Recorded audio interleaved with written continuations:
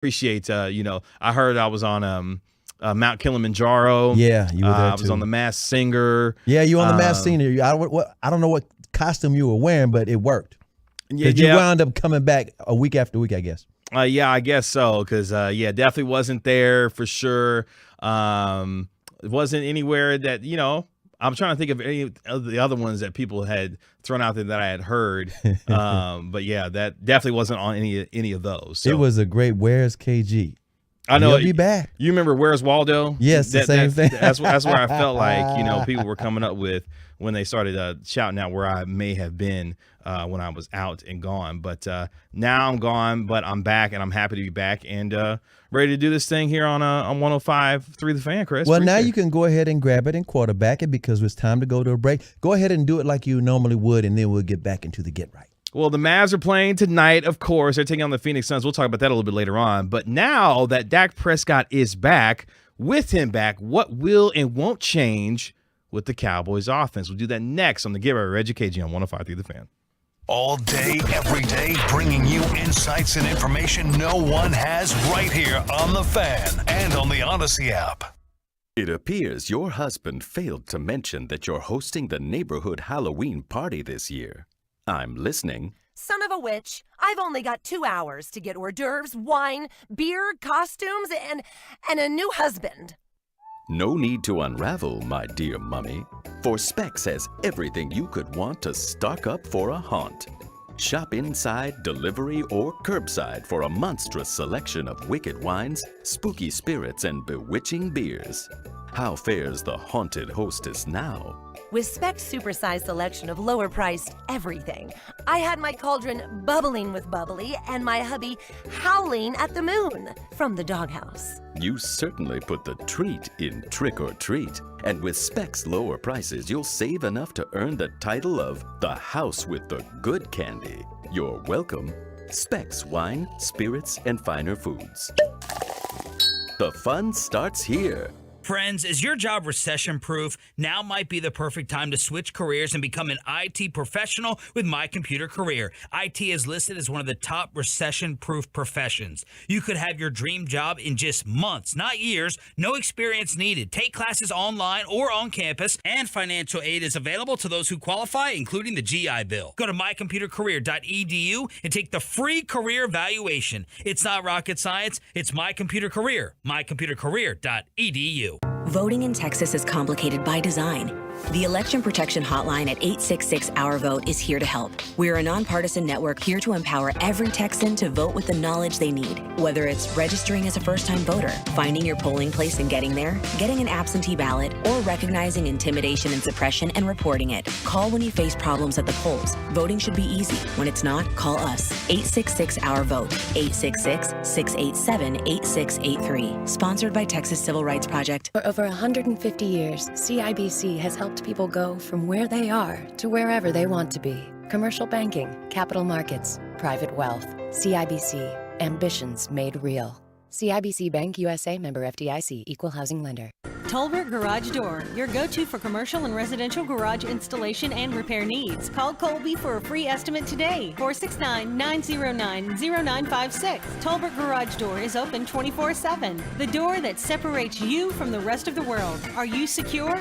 TolbertGarageDoor.com or call Colby at 469-909-0956. Tolbert Garage Doors. Tolbert today. Do you love Luka Doncic? Of course, you're a human with a heart. Well, we talk about Luka and the rest of the Dallas Mavericks every day on the Locked On Mavericks podcast. I'm Nick Engstead, and every Monday through Friday, Locked On Mavs brings you all of the biggest Dallas Mavericks stories in just 30 minutes. How will the Mavs respond after their playoff run last year? Will Luka Doncic put together an MVP season? How will Christian Wood fit on a winning team? Listen to the Locked On Mavericks podcast every day on the Odyssey app or wherever you get your podcasts. You're the one who protects the flock, and that requires an eye for detail. Because when safety and well-being are on the line, it's the details that can save lives. Even when no one else is watching, you see everything. Grainger gets you, and we're here for you, and all the ones who get it done with a wide range of safety products and solutions, plus board-certified safety consultants here to answer your questions. Call, click Grainger.com, or just stop by. Grainger, for the ones who get it done. I wanted to know why some people who get COVID-19 get it so bad. I found out it may be because they have a high risk factor, such as heart disease, diabetes, being overweight, smoking, and asthma. Even if symptoms feel mild, these factors can increase your risk of COVID-19 turning severe. So if you're at high risk and test positive, there are things you can do, like asking your healthcare provider if an authorized oral treatment is right for you. Learn about an option at treatcovid19.com. This message is sponsored by Pfizer. One of DFW's top Cowboys insiders is on The Fan. Read Bobby Belt's insight on 1053thefan.com. And check out Bobby every afternoon at 5:20 with G-Bag Nation. Presented by On Time Experts, Air Conditioning and Plumbing. Hi! Football season is here at Baby Dolls. Baby Doll Saloon Dallas is the ultimate after-work happy hour spot. A true home away from home. We serve top-shelf liquor, great wine selections, and have private rooms available. Baby Dolls is your sports headquarters, including all pay-per-view fights with no extra cover charge. Plus stadium buffet Monday through Friday from 4 to 10 p.m. and Saturday and Sunday from open to 10 p.m. Baby Doll Saloon, 10250 Shady Trail. The legend lives on. There is a reason you need a special license to drive a big truck. So companies that hire drivers and put them in a big truck should be held accountable for what happens when one hurts you. Frankly, you need Frankel and Frankel. The consultation is always free. Visit truckwreck.com. It's to Get Right with Reg and KG on 105.3 The Fan. Kevin Gray, and what I believe is now a 3-time Hall of Famer in Chris Arnold. Yeah, that kind of happened while you were gone. Got you down. I appreciate you joining us on Odyssey and the Odyssey app, the truckwreck.com text line 877-881-1053 if you want to get in on the conversation. What will and won't change with the return of one Rain Dakota Prescott? Let me know on the truckwreck.com text line again, 877-881-1053. I appreciate all the love being shown on the truckwreck.com text line. As I am back and better than ever right here on 105 through the Fan, your home with the Dallas Cowboys and Texas Rangers coming up here, in about 18 minutes or so. We'll go around the National Football League, get you caught up on what's happening across the NFL as we get you ready for Week 7. Hard to believe we're about to hit Week 7, Chris Arnold, of the National Football League as the Detroit Lions come in to AT&T Stadium on Sunday afternoon at high noon on the Dallas Cowboys Radio Network. Your home with the Cowboys, 105.3 The Fan. But, Chris, it is all about number 4. Dak Prescott medically cleared to return to practice and did so today. It was a walkthrough, but he was there, and he was listed as full participant. Yes, and tomorrow we'll be able to see the full throwing of Dak Prescott as he gets ready to take on the Detroit Lions on Sunday afternoon. Let's get this conversation started with what will and won't change with this offense when it comes to the Dallas Cowboys. Todd Acha of ESPN put together a really nice piece, I thought, kind of to encapsulate what are some of our thoughts are around the idea of Dak Prescott. Let's just start with just overall observations, Chris. When you look at what this Cowboys team did without Dak Prescott out since week 1, of course, with the broken right thumb, and Cooper Rush stepping in and helping this football team. He was a fantastic participant in the group project, helped this Dallas Cowboys team now get to 4-2, while, yes, it had the 3 turnovers against Philadelphia on Sunday night. What will and won't change in your mind now that Dak Prescott is back with this offense starting on Sunday afternoon? I think what you're going to see is first half of the season last year, Dak Prescott. Now, let me tell you what I mean by this. I was looking at the script that Kellen Moore drew up for the Tampa Bay game, and it was a whole lot of clever plays and whatnot. You don't have to do that. And in the second half of the season last year, Dak had to carry the team because Ezekiel Elliott had one leg. Remember, he was bad knee, and you really didn't have a run game, and everybody knew it. The other team's defenses knew it. They stopped staying in the box, and they flooded the secondary. They had 7 and 8 guys back, and Dak had problems with all of that. Well, he was still carrying the team. Going into this season, the way they retooled the team, I predicted them to win 8 games because the notion was Dak's going to have to carry this team. They're going to blame him when it doesn't work because he doesn't have the same talent around him. Here's the difference. Now that we've seen that Mike McCarthy has joined with Kellen Moore, because remember after that first game, he said, I'm going to help Kellen out. Kellen used to have free reign, but I'm going to help him out. He didn't say what he did. But notice what they've done. They went back to the first half of last season where it was a balanced offense. You ran the ball, and then you threw the ball. Now, he doesn't have the same weapons that he had last year, but guess what? He can throw the tight end a lot. And I'm not talking about, throwing to Dalton Schultz. I'm talking about those two young guys as well. Run the ball. Shot. Yes. Peyton Henderson and Jay Ferguson. Ferguson, who got that Euro step touchdown, right? You never saw one of those before. He did do that one, that yeah, 1-2 little swim Euro move. I was like, look at this. Buy Dalton Schultz with your franchise tag money. I'm sorry, you ain't going to get paid here next year. Oh, no. I'm just saying. No, you taking him off the team? No, okay. somebody's going to overpay him, and he's going to be gone. It's just the way it goes. It's kind of like when we knew all year long that Byron Jones was gone too, didn't we? Yeah, we knew what time it was. It's the same thing. I'm just saying it's the same thing. So just back to Dak, it's not dumbing down the offense. It's not, okay, just run these stupid Cooper Rush plays that Cooper Rush barely could execute. And by the way, no hate on Cooper Rush. He did a fine job as a backup. No hate on the Ginger Avenger. But Dak Prescott can make some throws and extend plays the way Cooper Rush can't. But he doesn't have to carry the team. The defense is carrying the team.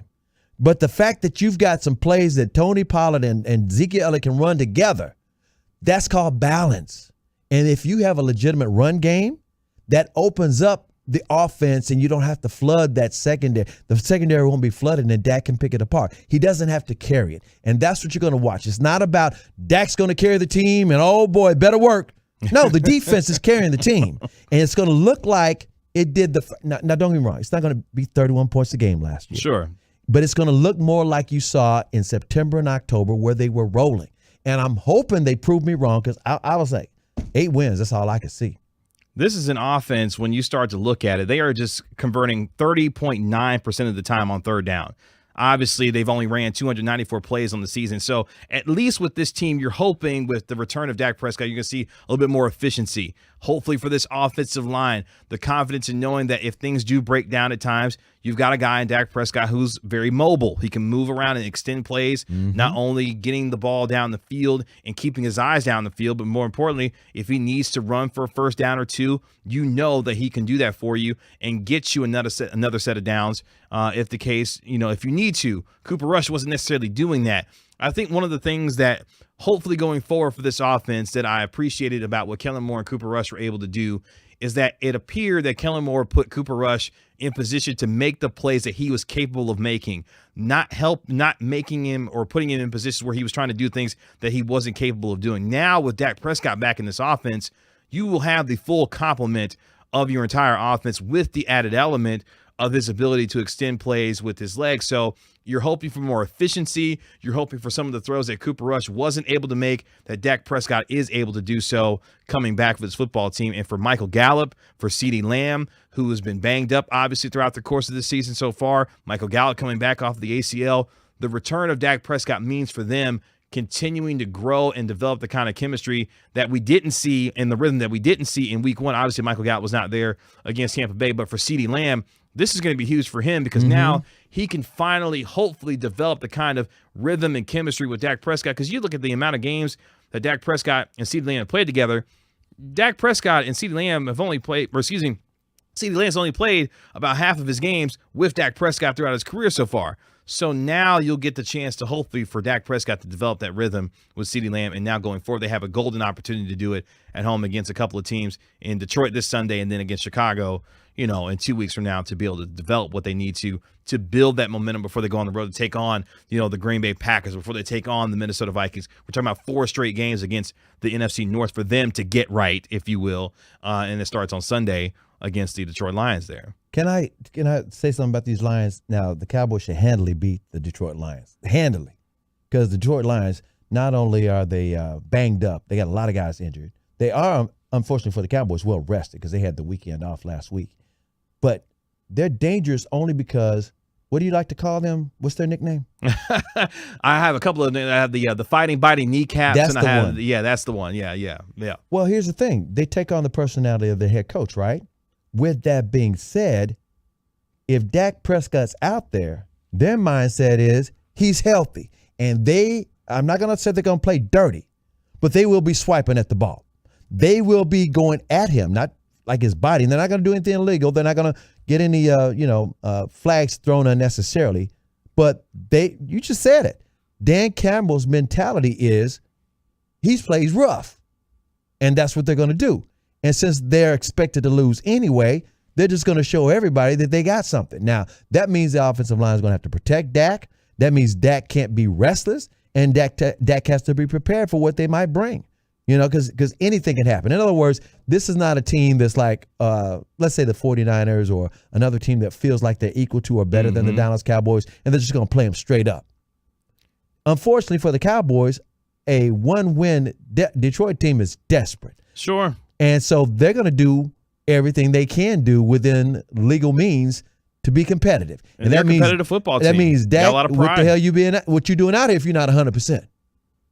You know what I'm saying? So just be aware of that because they're the biting kneecaps, Dan Campbell's.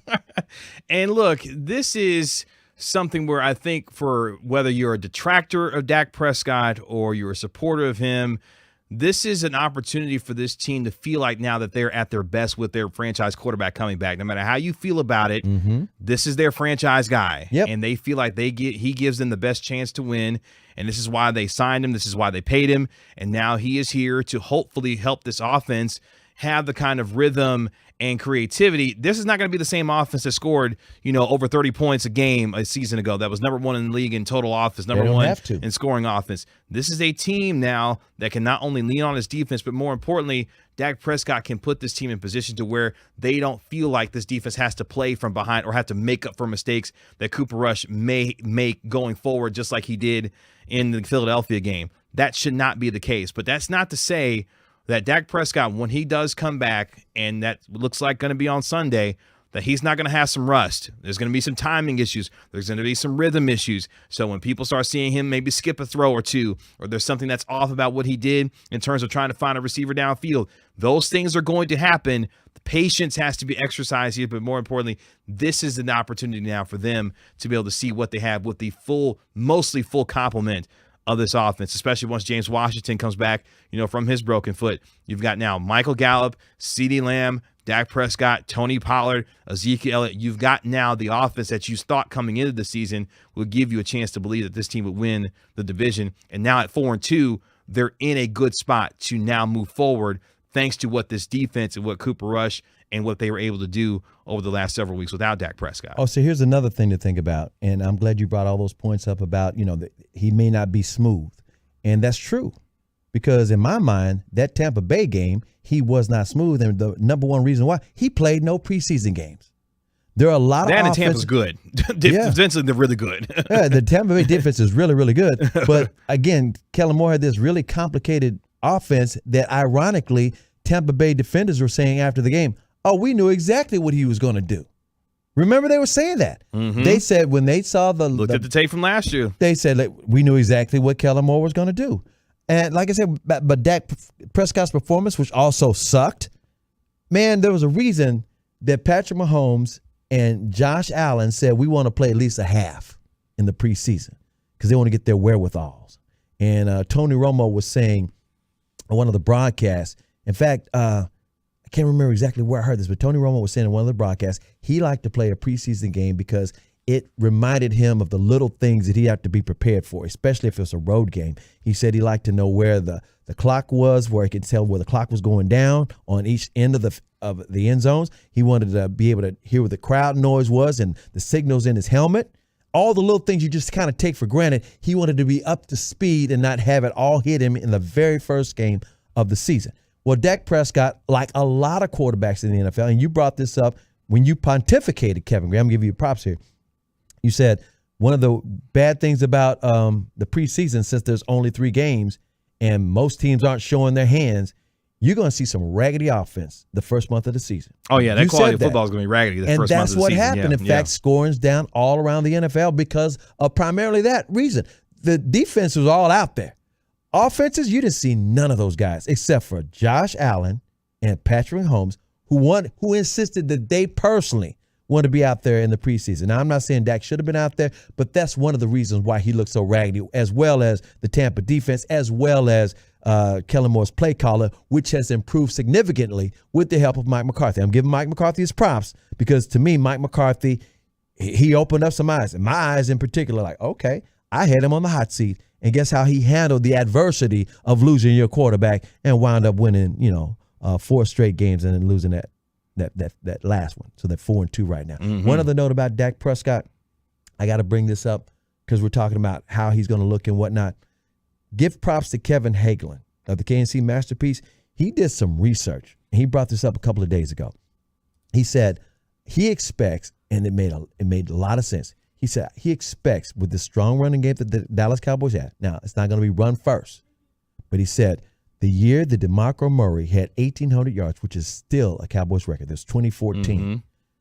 They brought in DeMarco Murray and were running first because Tony Romo needed help. Yeah. And they also had a raggedy defense. They want to keep that raggedy defense off the field. If you run the ball well, Tony Romo wound up in the MVP conversation, top 5 MVP candidate for the first and only time in his career because you had a significant run game that allowed Tony Romo to pick his spots. He said, watch Dak Prescott. If the run game is on point, not run first, but at least on point, pick his spots. He doesn't have to carry the damn team. And that's the biggest difference. And so it's not going to be Kellen. It's not going to be Cooper Rush offense, but it's not going to be what you saw most of the season last year, the second half, where Dak truly had to carry it with a raggedy offense and one-legged Zeke. It's the return of Dak on Sunday afternoon as Dak Prescott and this Cowboys offense take on the fighting, biting kneecaps of the Detroit Lions. We'll see what Dak Prescott looks like with this offense on Sunday afternoon on your home of the Cowboys, of course, on the Dallas Cowboys Radio Network, 105.3 The Fan. It's to Get Right with Reggie KG on your home of the Cowboys and Texas Rangers. The Mavs get ready to tip off here, in about 23 minutes or so as they get ready to take on the Phoenix Suns on opening night. But before we do that, when we come back, we're going to catch you up on what's going on around the National Football League. We do that next on the Get Right with Reggie KG on 105.3 The Fan. Coming up on the next KNC Masterpiece, we got the combo platter, Positive Attitude Edition, plus Mavs best and worst record scenarios for the season ahead. Tune in 10 a.m. to 2 p.m. right here on The Fan. It's football season, which means we're partying after Cowboy victories and tailgating with all the delicious foods, and that certainly does not make losing weight any easier. But fear not, I'm still enjoying all of these dubs thanks to my friendly team of expert nutritionists over at Soda Weight Loss.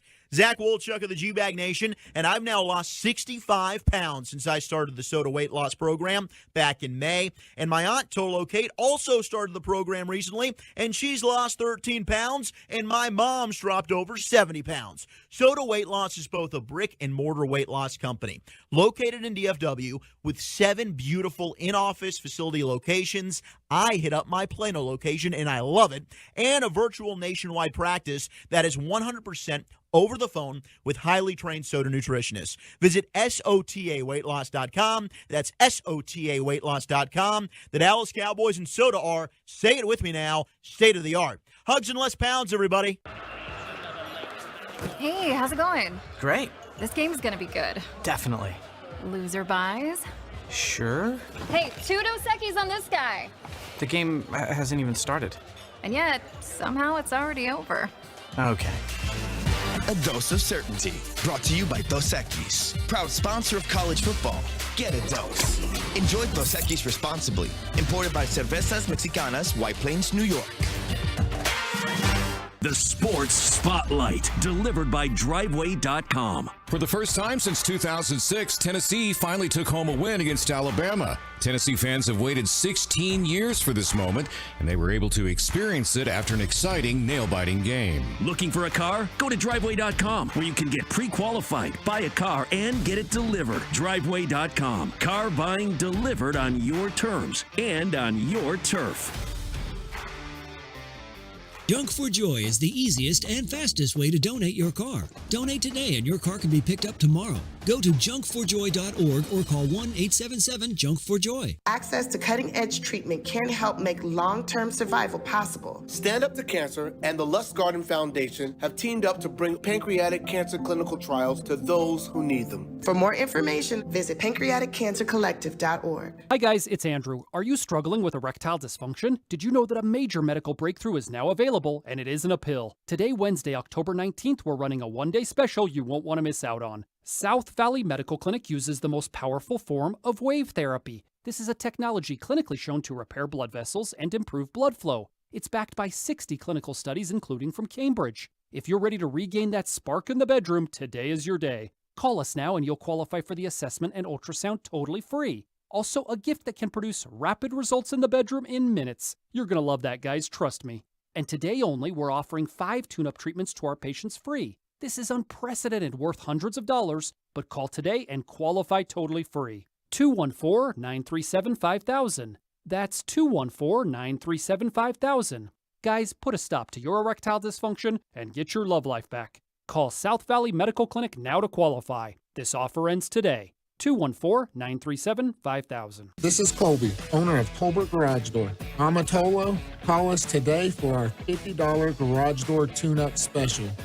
469-909-0956 or visit colbertgaragedoor.com. You can't get much for $5 these days, unless you go to Wendy's for a $5 Biggie Bag. Get your choice of double stack, junior bacon cheeseburger, or crispy chicken BLT, plus 4-piece nugs, fries, and a drink, all for just $5.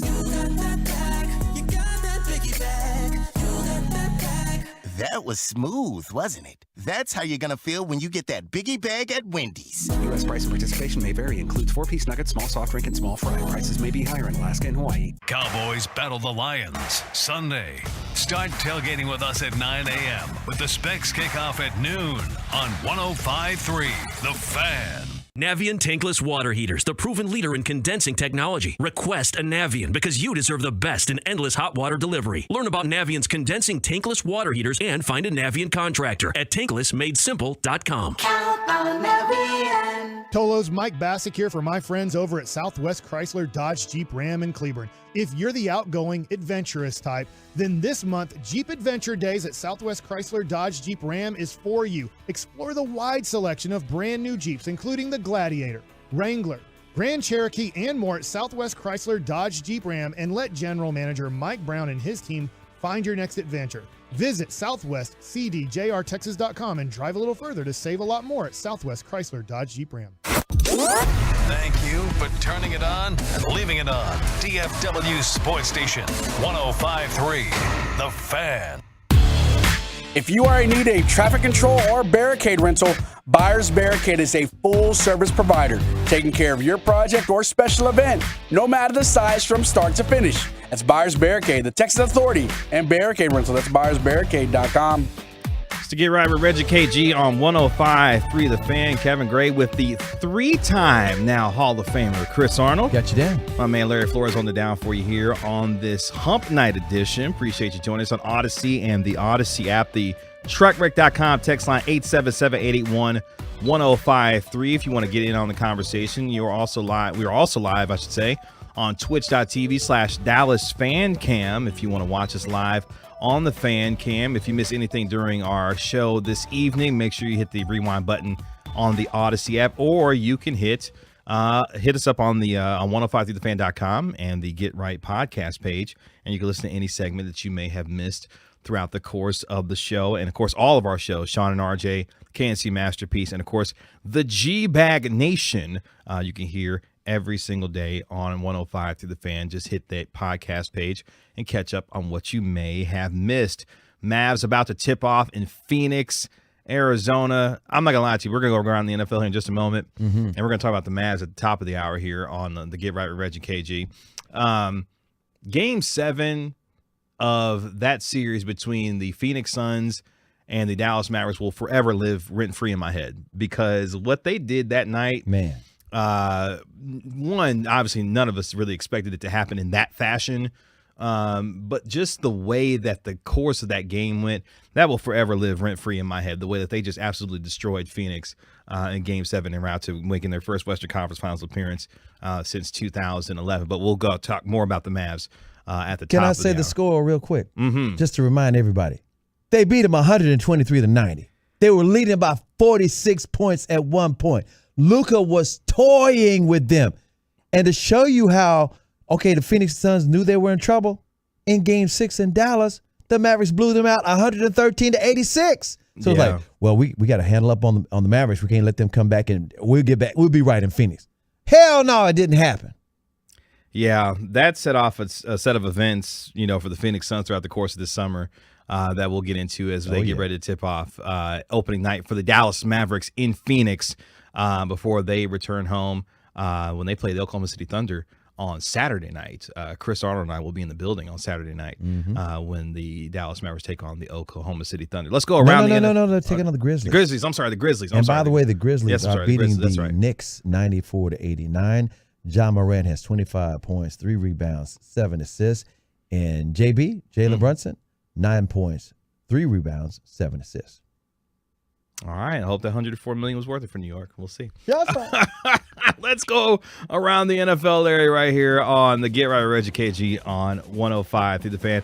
As we do, the biggest news for the Cowboys, obviously, is Dak Prescott being cleared as he gets ready to play on Sunday against the Detroit Lions. But we are also coming up here very shortly on the NFL's trade deadline. November 1st is the NFL's trade deadline. And Christian McCaffrey is trying to tune out all the trade talk that is surrounding him, because right now I'm not sure why Carolina hasn't decided to go ahead and just blow the thing up, because they fired Matt Rule, come to find out. They just traded Robbie Anderson, who Steve Wilkes said you can go to the locker room because you're not doing anything productive out here on the field today. So he's gone. He's with Arizona. By the way, shout out to Arizona. They get DeAndre Hopkins back now as he tries to help out Kyler Murray and the struggling Arizona Cardinals. But Christian McCaffrey says, look, keeping that away from me, quote, that's out of my control. Trying to control everything I can control. Right now, I'm a Carolina Panther and giving my all to this place, end quote. You know why everybody wants it, right? Oh. In April, he restructured his contract. He's only a $1 million hit this year. So therefore, when you pick up his contract, you don't have to worry about this season and the salary cap. And next year, you can restructure if you want. That's true. So that's why it's like, wait a minute, running back that can catch the ball as well. And yeah, we know he's got a history of injury, but doesn't matter. It's only $1 million. Well, I don't know what Carolina. See, here's the thing, and even going into the season, what's the plan in Carolina? Like, I don't understand what they're doing. Obviously, Matt Rule's already on the hot seat. They traded for Baker Mayfield. Sam Darnold's been cleared to return, after dealing with an ankle injury himself. I don't know what the plan is. Like, I don't understand what they're doing in Carolina. They don't have a plan. That's what I'm saying. Like, if you're David Tepper and you're looking around, you got Steve Wilkes there, trying to, handle up business, He's the Band-Aid. Until the rest of the season is over with.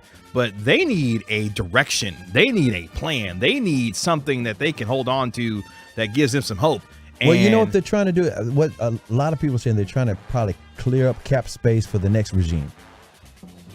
Well, I don't know if I'm the next regime. I don't even want to go there because that is a mess in Carolina. But hey, Christian McCaffrey trying to do his thing to hold it down the best that he can while he is still there. He's going to be a Buffalo Bill before the season's over. Don't do that, Chris. Don't do that. That's the last thing we need to see is Buffalo Bills with more and more weapons. But did you hear about the other weapon? Oh. The Buffalo Bills will probably try to add. Von Miller already been talking to OBJ. Oh, see, now. He told OBJ, come on up here, we got you, and we got the cap space for you. Now, here's the thing about that. So the Chiefs quietly restructured the contract of Travis Kelce, and next thing you know, everybody's got their antennas up. No, wait a minute. Why are the Kansas City Chiefs restructuring Travis Kelce's contract? What's going on here? They need some wide receiver help. OBJ is sitting out there on the market. Maybe an OBJ to Kansas City thing may be happening here. Personally, I'm not going to lie to you. While I would not want to see Odell Beckham Jr. in Buffalo, I would love to see him in Kansas City. I think that would be so much fun to see him in Kansas City with Patrick Mahomes. All the magic and stuff that Patrick Mahomes does. The rivalry between the two teams. And then you put Odell Beckham Jr. there as well. That'd be a lot of fun to watch. I'm not going to lie to you. Here's the thing about Josh Allen and Patrick Mahomes. I wish the Chiefs and the Bills could just play every Sunday at this point.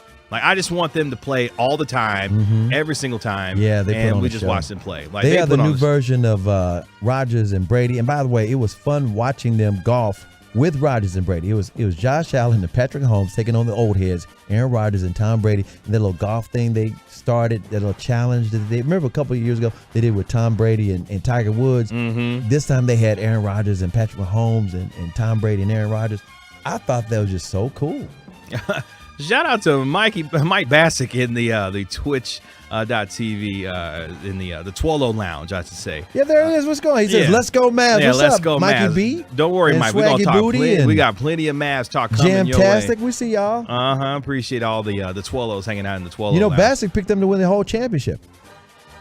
I'm not surprised. I love Mike Bassick. I do too. Look, he loves his Mavs. I'm not even gonna hate on it because he loves his Mavs. And by the way, I think the Mavericks are 20 to 1 odds to win it all. 27 to 1, something like that. Odds. Yeah, exactly. That's not bad You can odds. steal some money. Put the $100 down. Okay. But yeah, Josh Allen and Patrick Mahomes, that was fun to watch on Sunday. What's not fun right now is the NFL owners because they're out here bickering, as they customarily do from time to time. If you missed the interview today on Sean and RJ with Don Van Natta Jr., listen, when Don Van Natta comes sniffing around, that ain't what you want. And right now he's sniffing around because things are a little tense right now. Jerry Jones, Daniel Snyder, then Jim Irsay get out here at the NFL owners meeting and say, hey, yeah, there's good reason. We feel like we've got an idea here that we can get Daniel Snyder up out the paint. Jim Irsay's comments apparently was to put the onus on the NFL owners to grapple with Daniel Snyder's status. Is coming from Judy Batista of the NFL Network of NFL.com.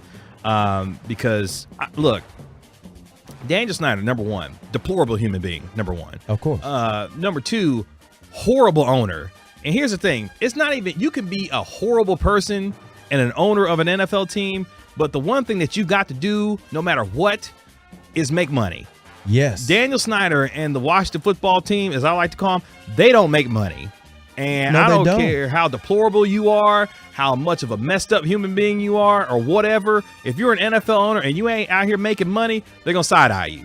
And that's exactly what the NFL owners, and specifically Jerry Jones, and I believe this ownership group is looking at Daniel Snyder like, hey, not only are you out here, got a poorly run organization, but you're out here making no money. At least if you're making some money, we can get out here and try to, cover for you. He's not making any money. Right? Oh, it's big. That's how big it is. I mean, it's one thing they'll ignore other little things. That's what the NFL owners do.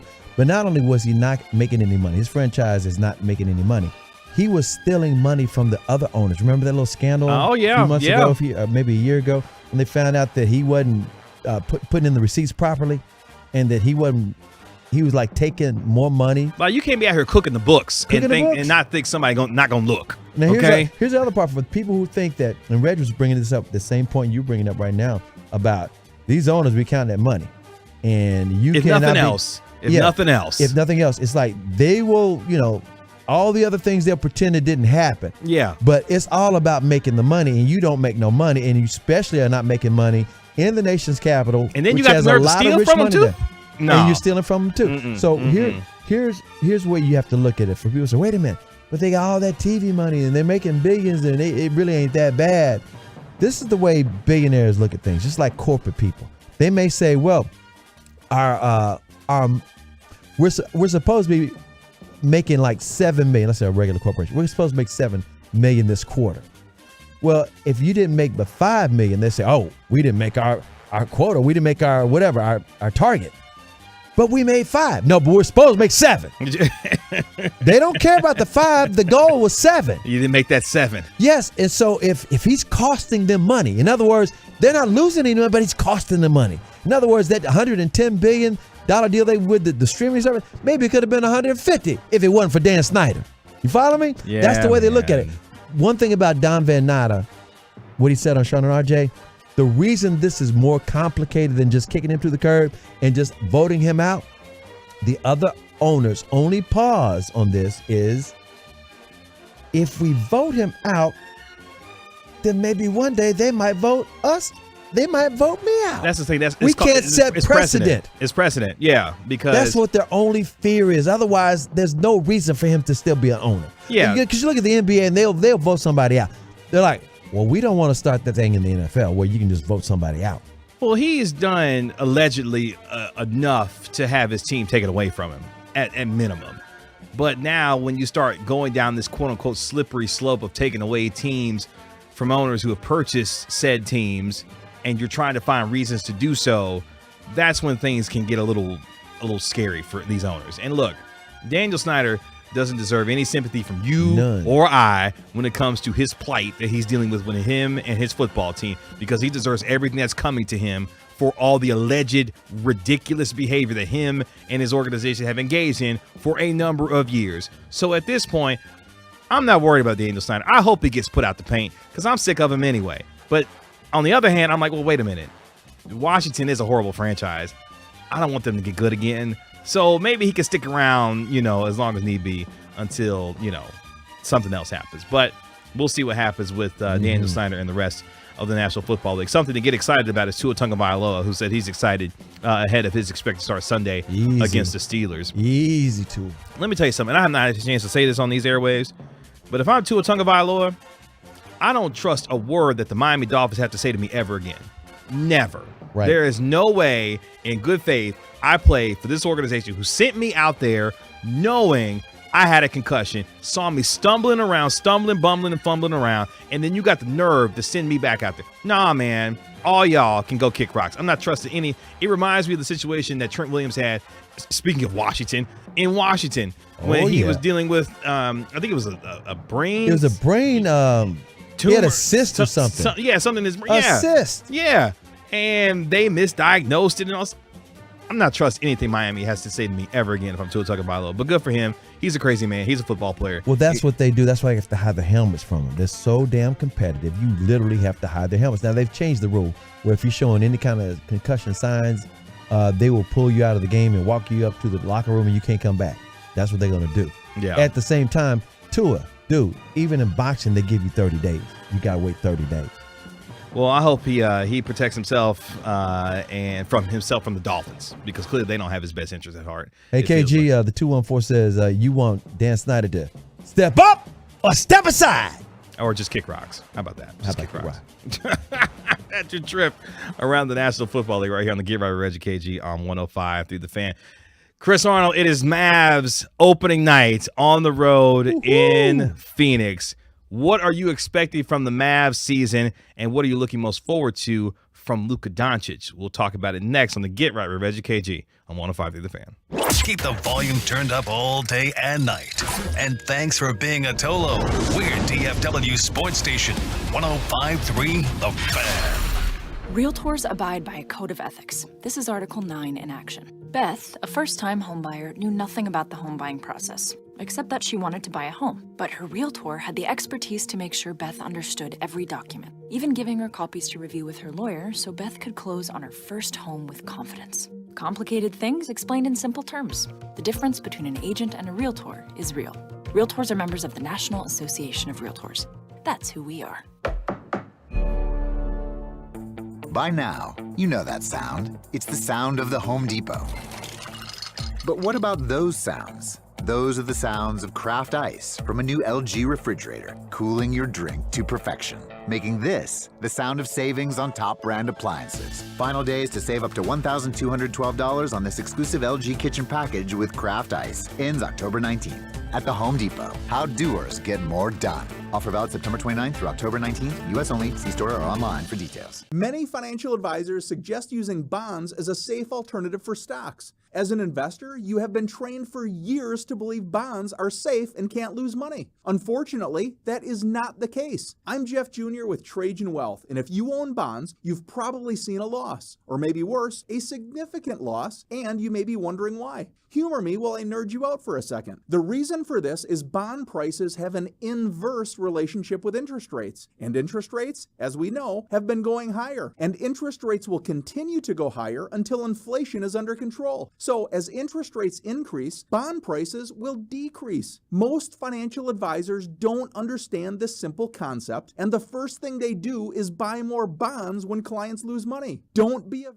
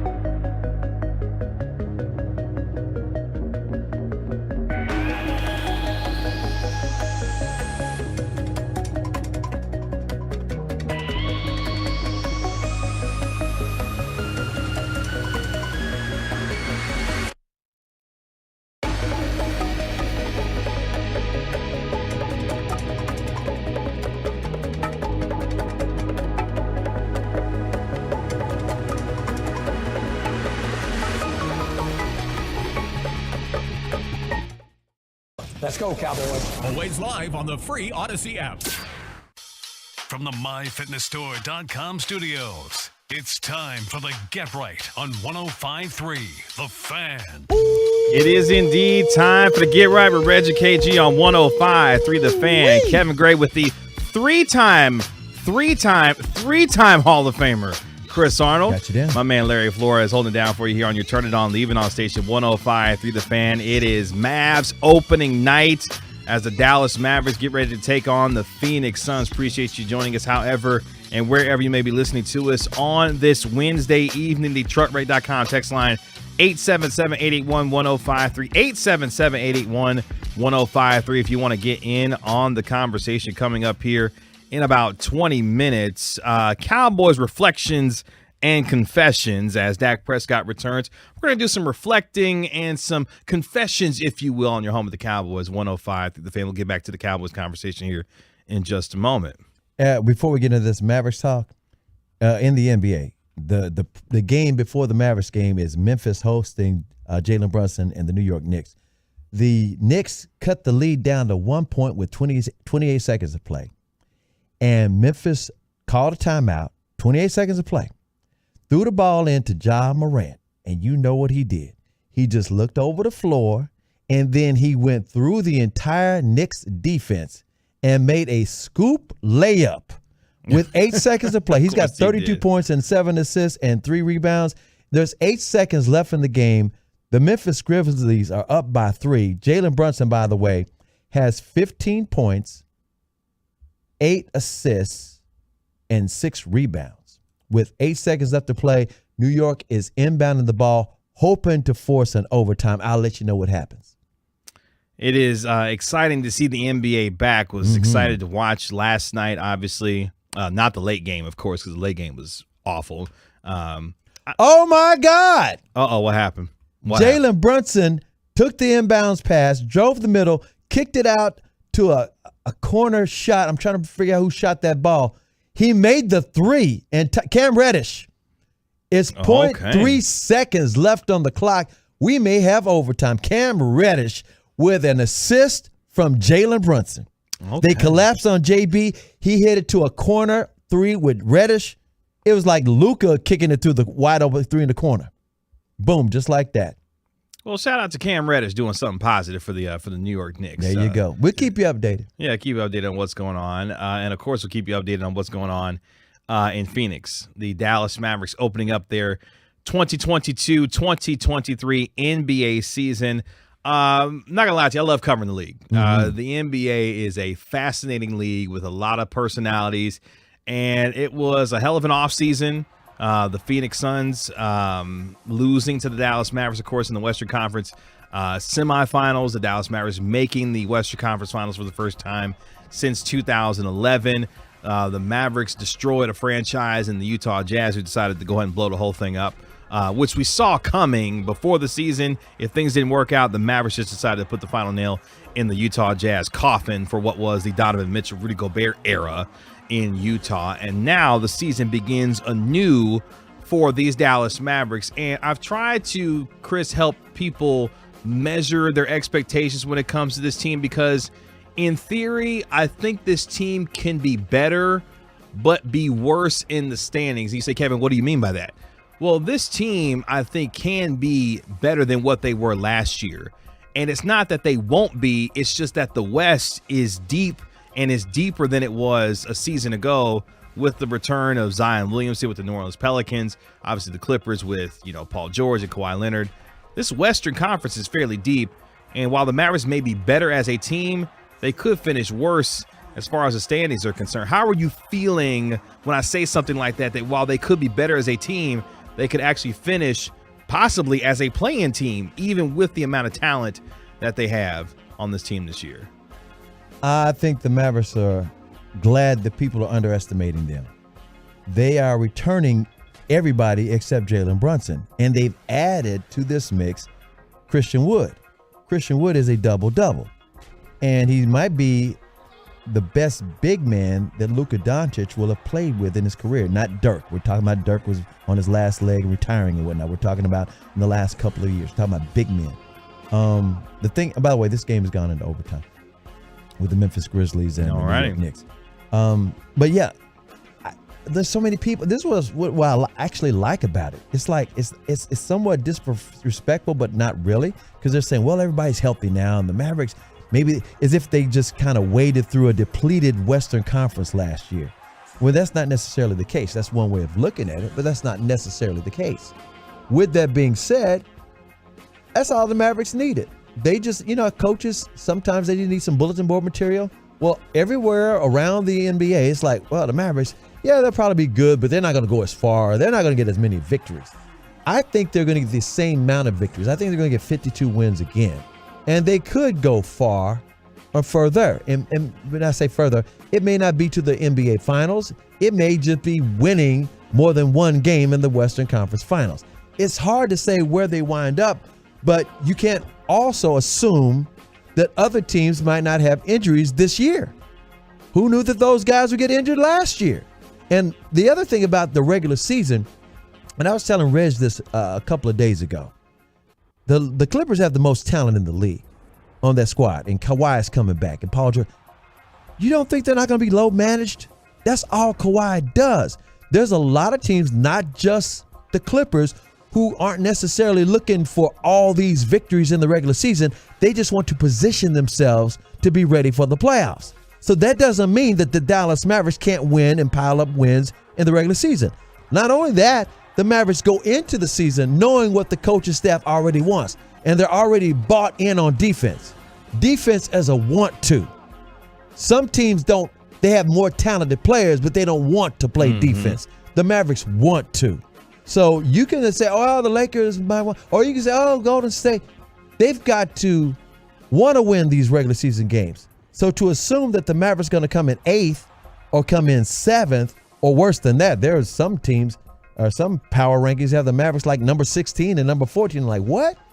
Just what? Yeah, I think for me, watching this team, I mean, you're talking about, and you're right, defense is, desire, and as Jason Kidd talked about, on the All the Smoke podcast with Matt Barnes and Steven Jackson, it's a skill. It's a skill. And the effort and the want to buy in on the defensive end, but more importantly, your superstar buying in first and then having everyone else follow his lead. Exactly. That's what Jason Kidd has been preaching to this team, is that once Luka becomes a quote-unquote participant on defense, other guys will be willing to follow what he is doing in order to show that this team is all bought in collectively together on what they need to do on both ends of the floor. But for me, this is really going to be interesting to watch, this whole Christian Wood experiment, because this is a hyper-talented, hyper-athletic player who can not only put the ball on the floor, can shoot the ball from the three-point line when he desires to, is a decent rebounder. There's a lot of things about Christian Wood that you can, look at and say, this is a guy. And here's what I love about Christian Wood, what I think is funny about him.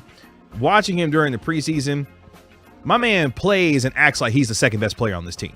Yeah. Like when he goes in there, he's got some swag to him. He's going for his, obviously, within the context of the offense, is trying to, show that he can be a team player. But he's not scared. He plays and acts like he knows he's the second best player on this team, which is going to be very interesting to watch, that someone with that kind of mentality coming off the bench, because they're going to be relying on him to not only provide scoring punch, but provide a measure of improved defense. And one of the things I talked to him about, before the season started was, he said that, look, I was working out with Sean Sweeney personally. He was punishing me for 3 and 4 months, after I got here, working out and all the things that he was doing. So that's what Sweeney did with Giannis, by the way. Not to say Christian Wood's going to be Giannis, but he will improve his defense. And I'm excited to see what Christian Wood on a good basketball team looks like, because that's been the biggest question about Wood, is he's put up all these fantastic numbers on a squad that wasn't doing anything. Now he has a chance in a really good situation, not only in a contract year, but for a team that is still trying to build on what they did last year.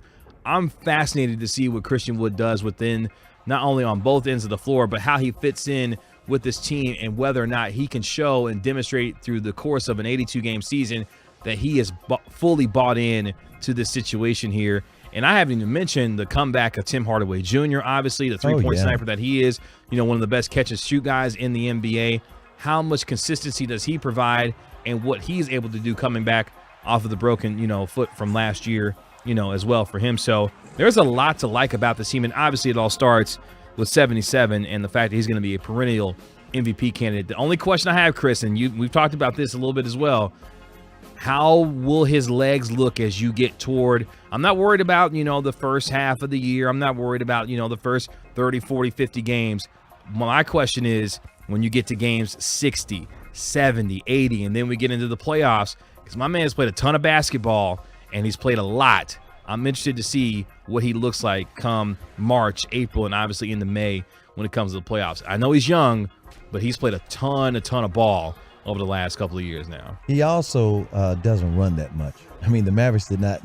One of the least fast-breaking teams in the NBA last year. I don't know if they were 28th or 30th, but they don't run. Yeah, pace is slow with them. It's a plodding pace for them. I'm not that worried about him, and primarily because you got not only Tim Hardaway Jr. returning, and they say that Josh Green is looking good. And by the way, he's hitting that corner three. I saw it with my own eyes. That's key. If Josh Green can find a measure of a corner three consistently throughout this year, because here's the thing about Josh Green.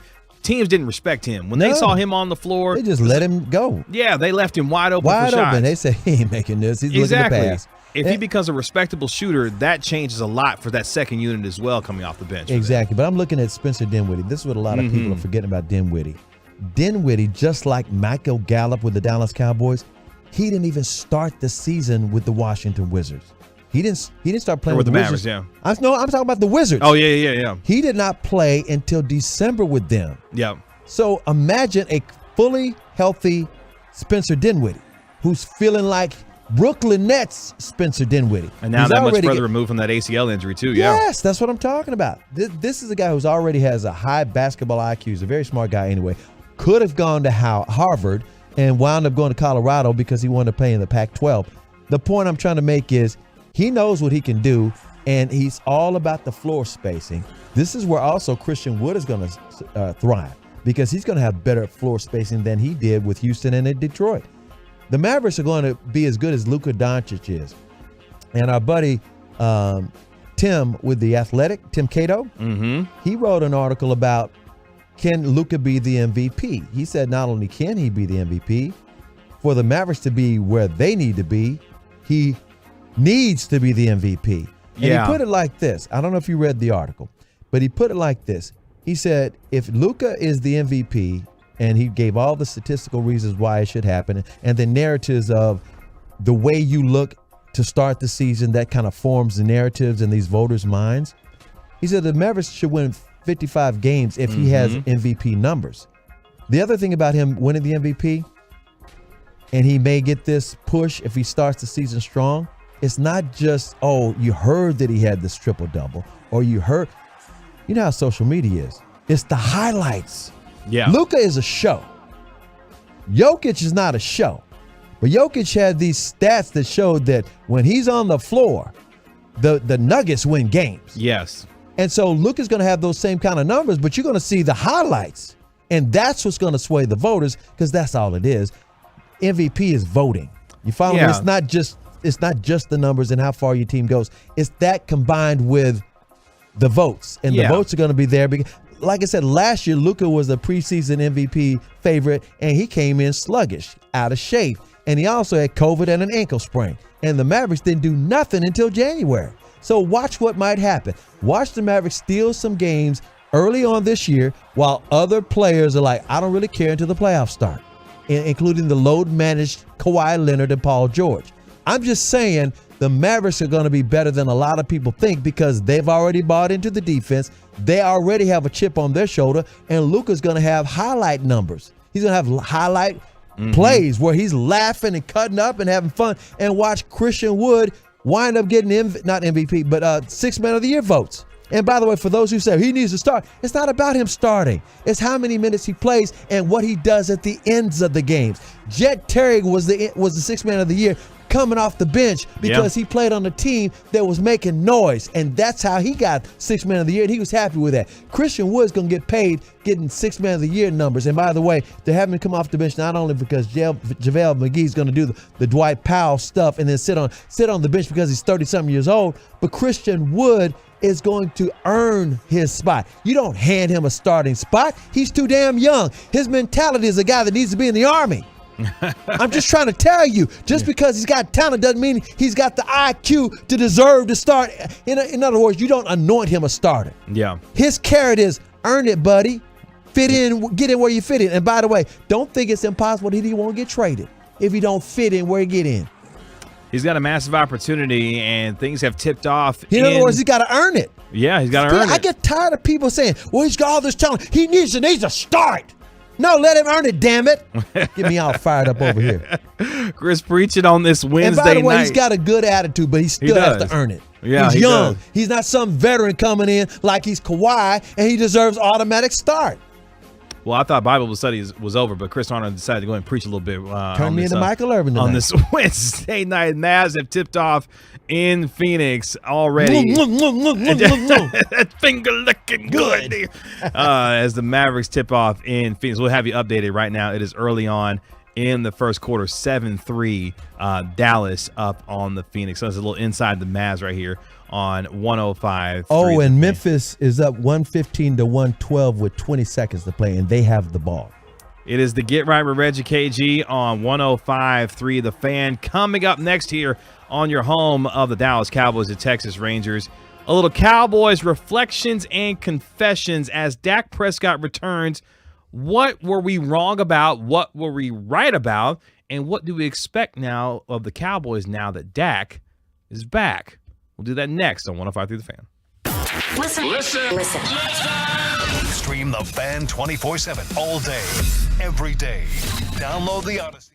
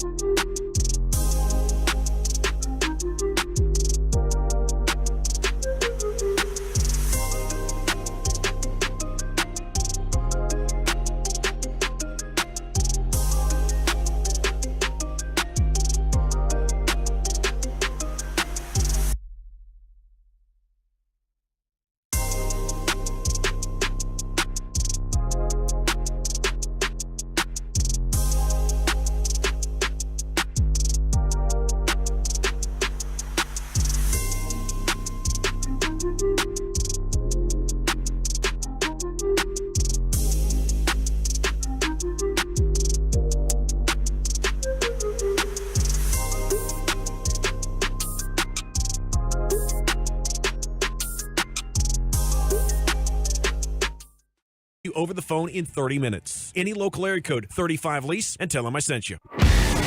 There is a reason you need a special license to drive a big truck. So companies that hire drivers and put them in a big truck should be held accountable for what happens when one hurts you. Frankly, you need Frankel and Frankel. The consultation, it's always free. Visit truckwreck.com.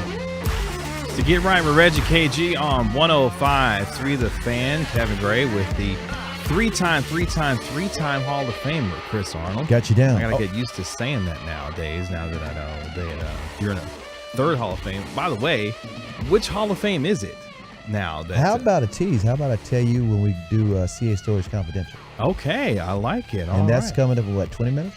That is coming up here in about 20 minutes. I have a final score for you, KG. Oh, do you? Okay, let's hear it. Evan Fournier misses a three-point jump shot. The Grizzlies beat the New York Knicks 115-112. John Morant finishes with 34 points, 4 rebounds, 9 assists. And it was Jalen Brunson with 15 points, 6 rebounds, 9 assists. Julius Randle, 24 points, 11 rebounds, and 6 assists for the Knicks. I bring up John Morant and Memphis because that's who the Mavericks play Saturday night in their home opener, and we already know that's going to be a showdown. Luka Doncic and John Morant box office. Man. That's all that you need to know is that when those two get together, it is much-watched basketball. I cannot wait to be inside the American Airlines Center on Saturday night for that one to watch those two superstars go at it. So it is still early on in Phoenix right now as the Mavericks are taking on the Phoenix Suns in Phoenix, Arizona right now. So we'll keep you up to date on what's going on. Here's the quick score for you. Mavericks were leading 12-9 with 5 minutes and actually 4 minutes and 49 seconds left in the first quarter. Luka with 6 points, 2 rebounds, 2 assists. Dodo's got 3 points, 2 rebounds. And I think it was JaVale McGee with 3 points, 2-point shot and a free throw. D Book's got 4 points. Okay, so we'll keep you up to date on what's going on out in Phoenix at Footprint Center as the Dallas Mavericks open up their 2022-2023 NBA season against the Phoenix Suns. Let's get back into the Cowboys conversation right here on your home of the Cowboys, 105 through the Fan. The Dallas Cowboys taking on the fighting, biting kneecaps of Dan Campbell on Sunday afternoon here on your home of the Cowboys. 105 through the Fan, pregame beginning at 9 a.m. with the official Dallas Cowboys pregame show with Eric Chiafalo and Super Bowl winning scout and G-Bag Nation's own Brian Broaddus. You want to do some postgame? Yeah, we'll do some postgame as well on Sunday afternoon. Chris Arnold and I will have the Specs Cowboys postgame show from 6 to 9 p.m. Win, lose, or draw for your Dallas Cowboys on Sunday as they take on the Lions at AT&T Stadium. The game can be heard at high noon on 105 through the Fan, of course, with the voice of America's team and Mizzou's own Brad Sham, Babe Laufenberg, Christy Scales will have the call for you. And the game will be called on CBS on television with CBS's #1 team. That would be Jim Nance, Antonio Ramiro Romo, and Tracy Wolfson, the A-team for CBS. By the way, did you know so you know the CBS had the Bills and the Chiefs game on Sunday, but they also had the Alabama-Tennessee game Man, they on killed Saturday. the game, didn't they? Back to back. Man, so apparently over 50 million people watched both combined between Alabama and Tennessee and the They hit the ratings Chiefs. jackpot. My goodness. Yeah, the CBS had a good weekend. And Tony Romo predicted the game, the final score on the broadcast, early in the first quarter. Rostradamus struck again. Yes, he did. He struck again after Dick Ebersol apparently accused him from, losing his passion for broadcasting. Now, you know Ebersol did clean that up. Yes, he did. He had a senior moment, so he cleaned it up.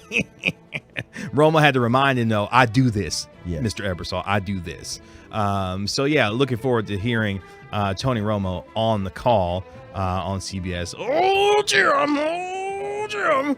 On Sunday afternoon on CBS. But in this segment, I like to call it Cowboys Reflections and Confessions because, Chris, while I was gone, a lot of people was jumping in my mentions talking about, Kevin, you need to get out here and apologize to Cooper Rush. You need to give him his flowers because you out here was dogging the Cowboys all off season long. You ain't got nothing to say but negativity about the Cowboys. Get out here and apologize. Say your sorries and what you need to do. Is that why you were gone? You didn't want to do all that? I was out here getting my mea culpas ready for Cooper Rush. But here's what I got to say. I apologize to absolutely nobody because there was no reason for me to think that based on what this Cowboys team did this offseason that I would look at them and think that if Dak Prescott went down in week 1 that they would find a way to be 4-2 by the time he got back. So no, I'm not apologizing. Now I will say I'm happy Cooper Rush participated in the group project. I'm glad he contributed. I'm glad he did what he was supposed to do for the most part, save for what happened on Sunday night. Yeah. But it's about this defense and what they did. So what was I wrong about? I was wrong to underestimate how good this defense was going to be. I figured they would be better. I didn't think they would be this good through the first 6 weeks. Yes, I know they struggled a little bit with some of the stuff that Philadelphia was doing schematically on Sunday Night Football.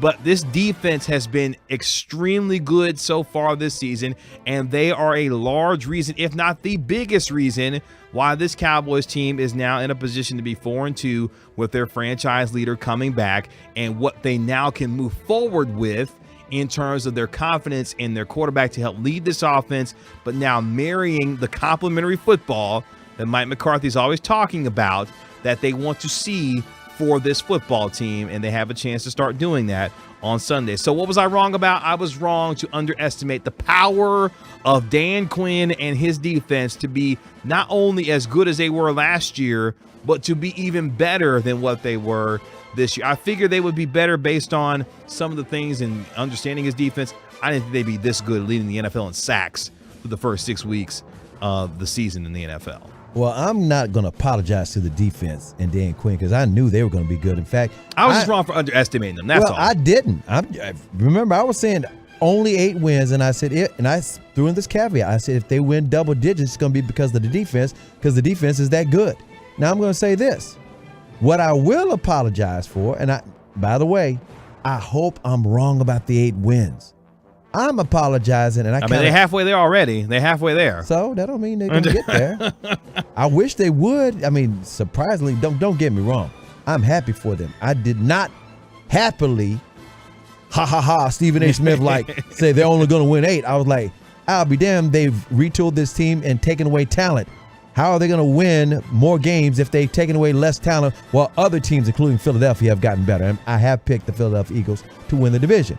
And primarily because nobody wins the NFC East back-to-back. Nobody's done it since Philadelphia did it in 2004.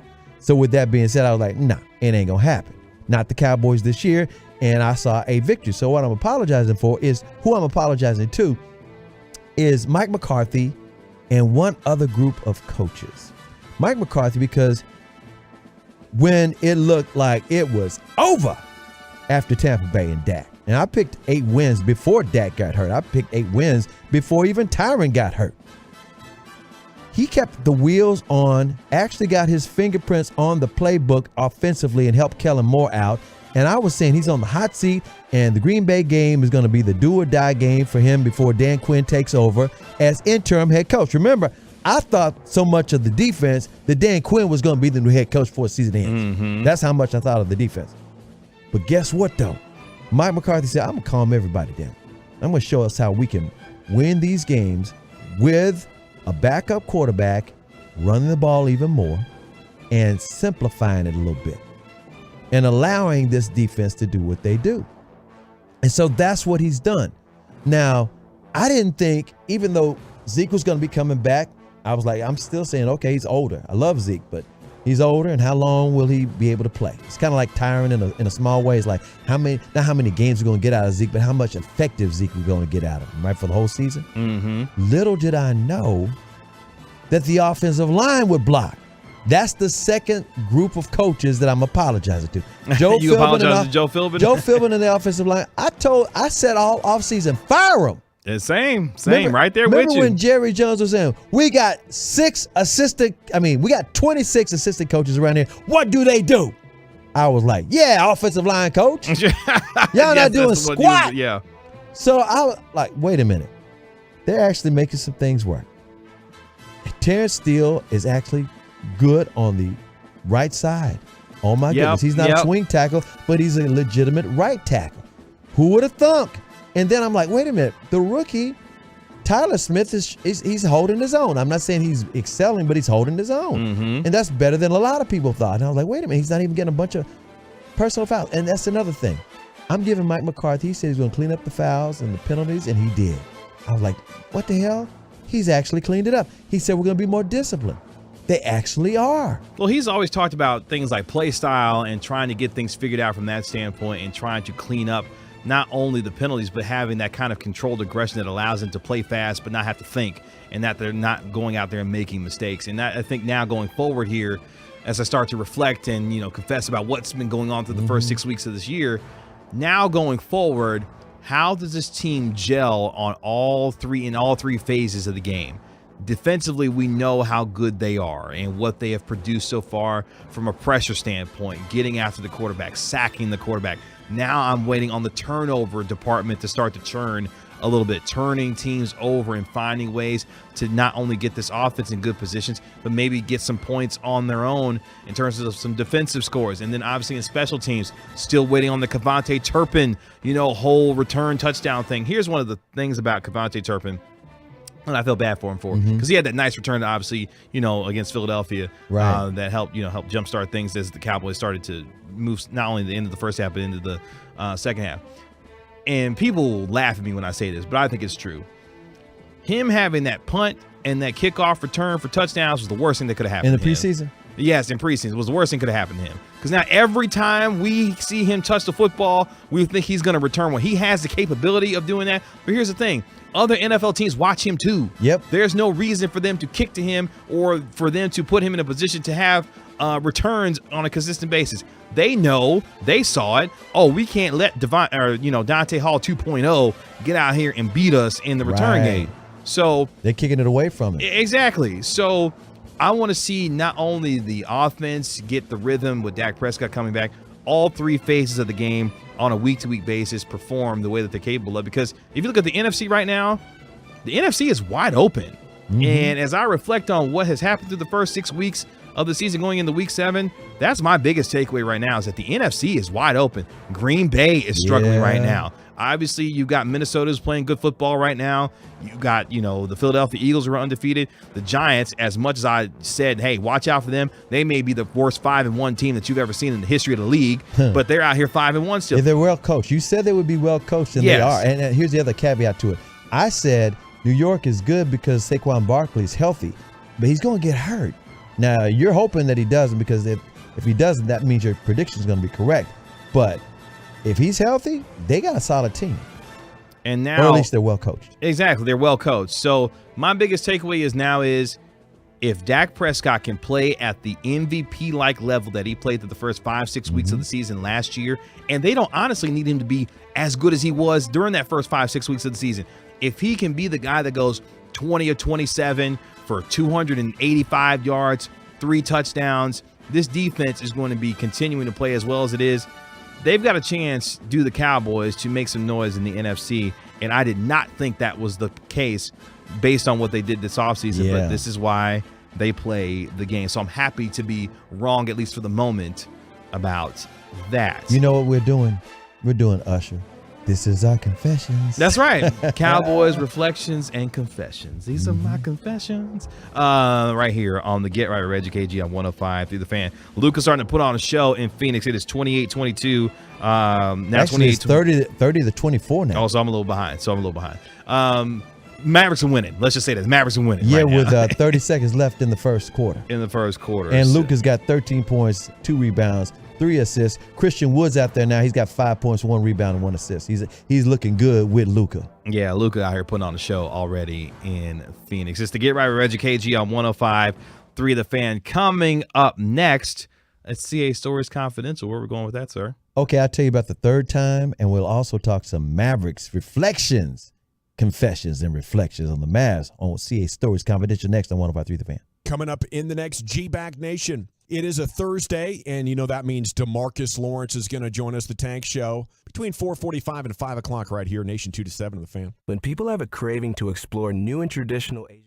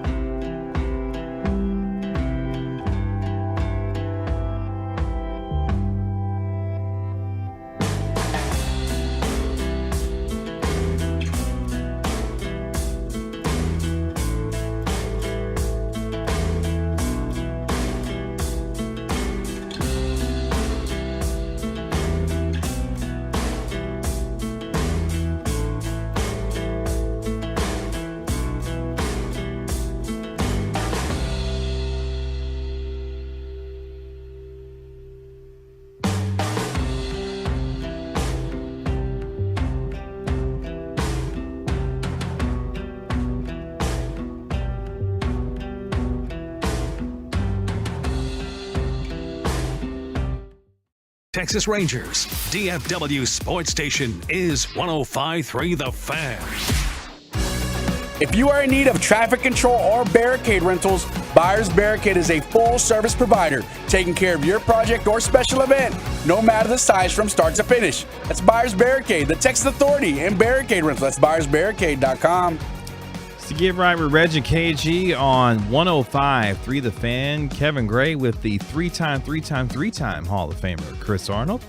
The Dallas Mavericks taking on the Phoenix Suns. We'll continue to keep you updated on what's going on in Phoenix. My man Larry Flores holding it down for you here on your Turn It On, Leave It On station 105.3 The Fan. You can find me on Twitter at Kevin Gray Sports. You can find Chris on Twitter at Mr. Chris Arnold. And appreciate you joining us on Odyssey and the Odyssey app. The truckrain.com text line 877-881-1053 if you want to get in on the conversation coming up at the top of the hour. We'll get you caught up on the latest headlines in sports and some random thoughts with KG and CA right here on the Get Right. Right now, though, it's time for another Hall of Fame edition of CA Stories Confidential with the three-time now Hall of Famer, Chris Arnold. Man, I'm going to have to tell you, because you were gone when they put me in this latest Hall of Fame. Mm-hmm. And by the way, I always start the CA Stories Confidential by saying I'm seriously really honored that the Tolos and the listeners have allowed me to have an interesting life over the last 40-something years here in Dallas-Fort Worth, covering sports and entertaining things. And it includes this latest Hall of Fame. I was surprised that the Texas Boxing Hall of Fame inducted me a couple of weeks ago. Wow. I got the phone call out of the blue in the special contributors category. This is the same as the Pro Football Hall of Fame, where our friend Shireen Williams and our buddy Jared Bell from USA Today, they're writers or media that cover the sport, and they have that category. So the Texas Boxing Hall of Fame has that category, and they inducted me. They inducted Jim Reeves from the formerly of the Fort Worth Star-Telegram. Also Blackie Sherrod, the late great Blackie Sherrod, Barry Horn from the Morning News, and Calvin Watkins, who's now a longtime beat writer with the Dallas Cowboys and the Dallas Morning News. He covers the sport of boxing. He covered boxing back with the Morning News and with the Houston Chronicle. So C. Watt, he's also in the boxing, Texas Boxing Hall of Fame.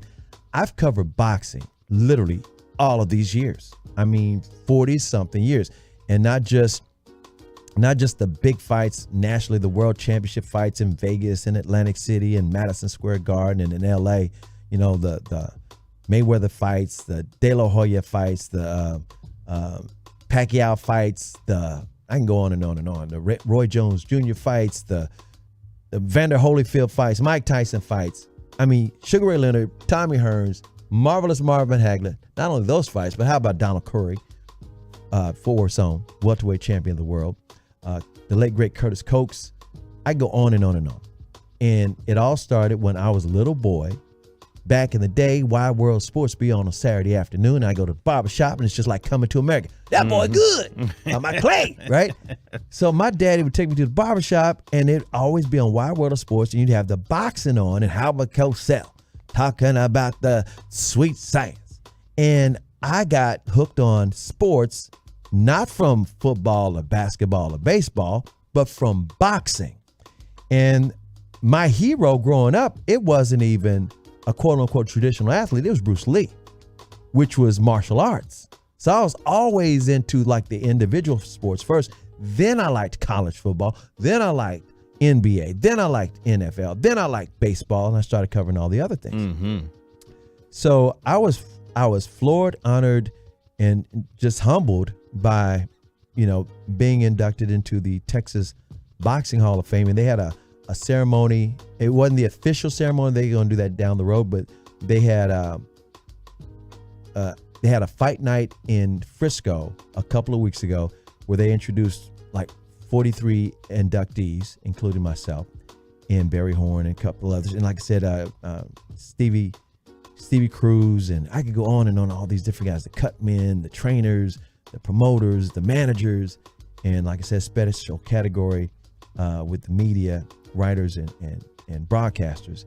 And they're going to do that in different parts of the state. They did the North Texas area, and they're going to also go to West Texas, go to East Texas, go to South Texas, go down there in Hill Country in Austin and San Antonio, and just celebrate all these different fighters and people who have been retired. There were some people like, what about Earl Spence? Earl Spence still fighting. He's a current greatest pound for pound right now. Let him retire first. Yeah, then you can go in the Hall of pound for Fame. pound best fighters in the world right now. Still waiting on him and Bud Crawford to seal that deal so we can get that fight. Yeah. Come on, work out that paperwork, get that money right, get that trilogy y'all set up. And so on the boxing tip, I was going to tell you CA stories about the Mavericks, and I've been covering the Mavericks since 1980, since they even had a team. The first story I ever broke was the Mavericks' first ever first-round pick, Kiki Vandeweghe. I was following this story, and of course back then, K104, full service. They weren't just hip-hop and R&B. They were like music, news, sports, traffic, weather, all of that. We were an affiliate of the Associated Press, and the first story I ever broke was Kiki Vandeweghe saying he was not going to play for the Dallas Mavericks. He was going to hold out and demand a trade. It was kind of like how Archie Manning did not want Eli Manning to play for the San Diego Chargers, and he was going to hold him out until he got traded to the New York Giants.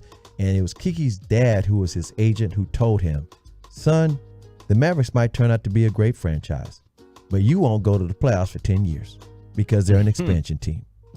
And so Kiki was doing what his dad told him to do. And every time, so he wound up playing, they traded him to the Denver Nuggets, and he wound up being an all-star, perennial all-star, and also went and played with the Portland Trail Blazers. He actually came back to be an assistant coach for the Dallas Mavericks. Did you know that? Oh, no, I did not know that. He was an assistant coach for the Dallas Mavericks under Don Nelson. And when they opened up the American Airlines Center, Kiki Vandeweghe helped design the Mavericks locker room. Yeah, people didn't know that. Wow. Now, when he first was playing for the Denver Nuggets and the Portland Trail Blazers, this dude, every time he touched the ball, the Maverick fans would boo him because he never suited up for the Mavericks. He didn't hate the Mavericks. He didn't hate the city of Dallas. It's just, like I said, his dad said, dude. And his dad used to play for the New York Knicks way back in the day. Kiki, when he retired, he wound up working for the NBA. And he was the vice president of basketball operations for the NBA. He just retired from the NBA last year. And he came into town. I was talking to him last year. He said, remember way back when you came by my house before you went to go see Janet Jackson? I said, shh, don't bring that up. Yes, Kiki. Another crazy Kiki story about me and him, because we became really good friends. He went to UCLA, and so UCLA is in Westwood, which is, right there in Beverly Hills and all that area. And they had a movie screening, and it was a movie called Under the Rainbow. And Kiki said, hey, you want to go to this movie? I can get us to this private screening. I said, cool, yeah, let's do that. So, we went and had something to eat first, and then we went, and it was a private screening. We went to the movie while it was in progress, and they took us to our seats, and we were sitting there, and it was like a private screening, right? Mm-hmm. When the movie was over with, they turned the lights up. Now, you probably never heard of this movie called Under the Rainbow, have you? No. It's kind of like a Wizard of Oz kind of follow-up or something. It was nothing. It was a good movie. It wasn't nothing great. They turned the house lights on, and I swear to God, the cast was there, and the entire cast was little people. Oh, wow. I swear to God, nobody in there except for me and Kiki and a couple other people was over 4 foot tall. And they were like giving the movie a standing ovation and turn the house like, Kiki's 6'8", I'm 6'1", and I was like, I'll be damned. Wow. And it was just like it was pretty cool. It was like different. I didn't know it was gonna be like that, because we walked in, the movie was already going, and it was dark. Now let me tie in this boxing with a Maverick story real quick. So back in the day, I used to always throw these parties, these really cool parties. And when Michael Finley first got to town, he'd come to my parties and stuff. So he said, man, you got to help me throw a party. And I said, sure, I'll help you throw some parties. Michael was friends with Roy Jones Jr. So we threw this party in Lower Greenville, like right down there off of like Ross and Greenville. There's some bars over there, some restaurant bars and whatnot. And so we had the entire Mavericks franchise there, all the players there. Cuban was there. And everybody knew about this party because we kind of mentioned it a couple of times, and this was before social media. So we just knew how to get the word out. Traffic was backed up in all directions. Our special guest was Roy Jones Jr. Roy came in and he was stuck in traffic in a limo. And by the way, we also had, what's the name of the DJ? It's a big time New York DJ. He was also friends with family. I forget his name. If I said his name, he actually put out music and stuff. I forget his name off the top of my head. But it was like, man, y'all really know how to throw parties down here. That's what the DJ said, because he's from New York. And he's like, everybody knows how to throw parties in New York, but not in Dallas. And no, you ain't been in one of our parties. And Roy Jones, when he finally got to the party, he's like, man, I ain't never seen nothing like this. And Michael was like, yeah, man, that's why we do it in Dallas, man. So I had to keep it up. Every now and then I had to throw these parties, man. And it was just something special. So again, boxing, I've always done something with boxing. And every now and then there'd be a boxer come to town, like Mike Tyson. Got him on here, 105.3 The Fan. And thanks to the hockey hawk, Gavin Spittle, for greasing the wheels so the CBS would roll out the red carpet, and we just had a whole day of Mike Tyson. And even Evander Holyfield came to town. Came to a Mavericks game. He was in town to watch his son fight. They had him on the show and then hooked up with him and Spud Webb. Did I ever tell you about me and him and Spud? I don't remember. Let me throw this out real quick because I'm just riffing off the top of my head. So Spud was, with the Atlanta Hawks back then, and Evander Holyfield's from Atlanta, or lived in Atlanta. And Spud hooked me up with Holyfield way back in the day, even before he fought Mike Tyson and got his ear bit off. I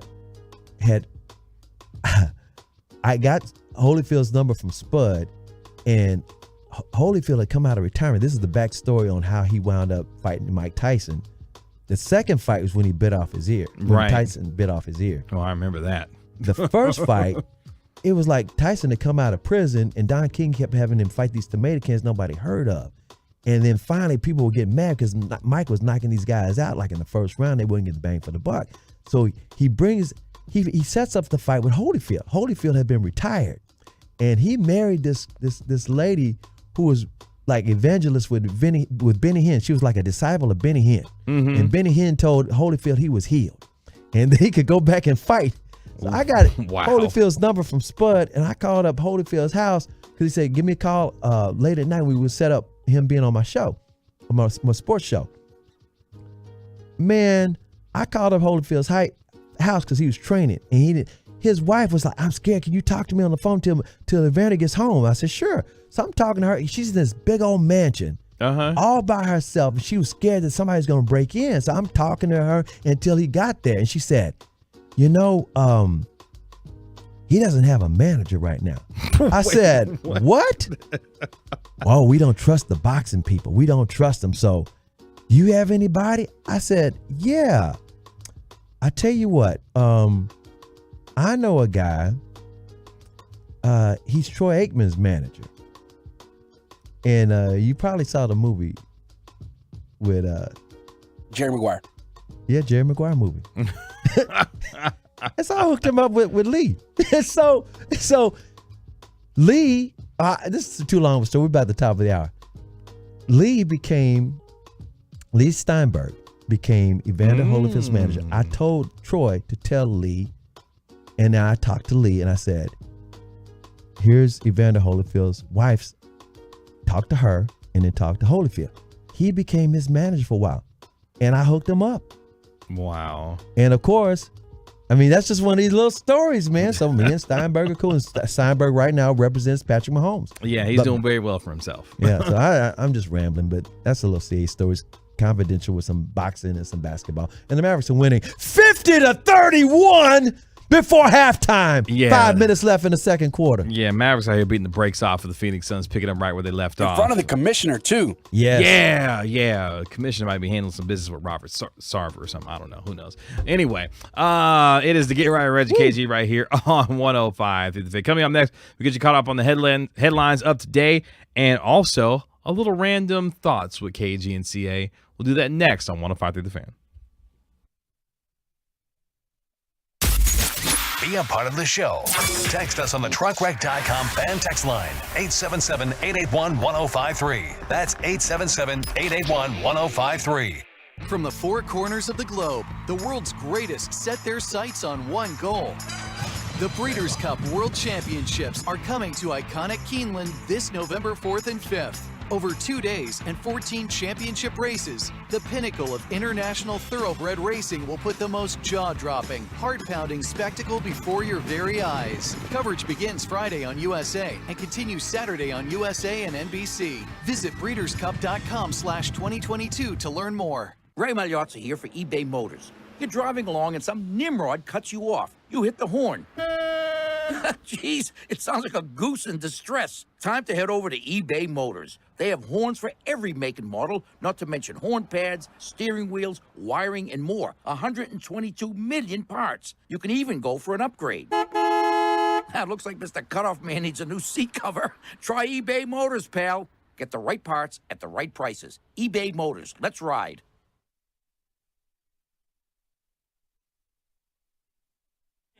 That you need to know. Hi, this is Jamie from Progressive. Yeah, I can talk now. Progressive protects you 24/7. So, tell me what happened. Oh, I'm sorry, Gene. Can you give me 1 second? Brush that for every meal. Congratulations and thank you. Sorry about that.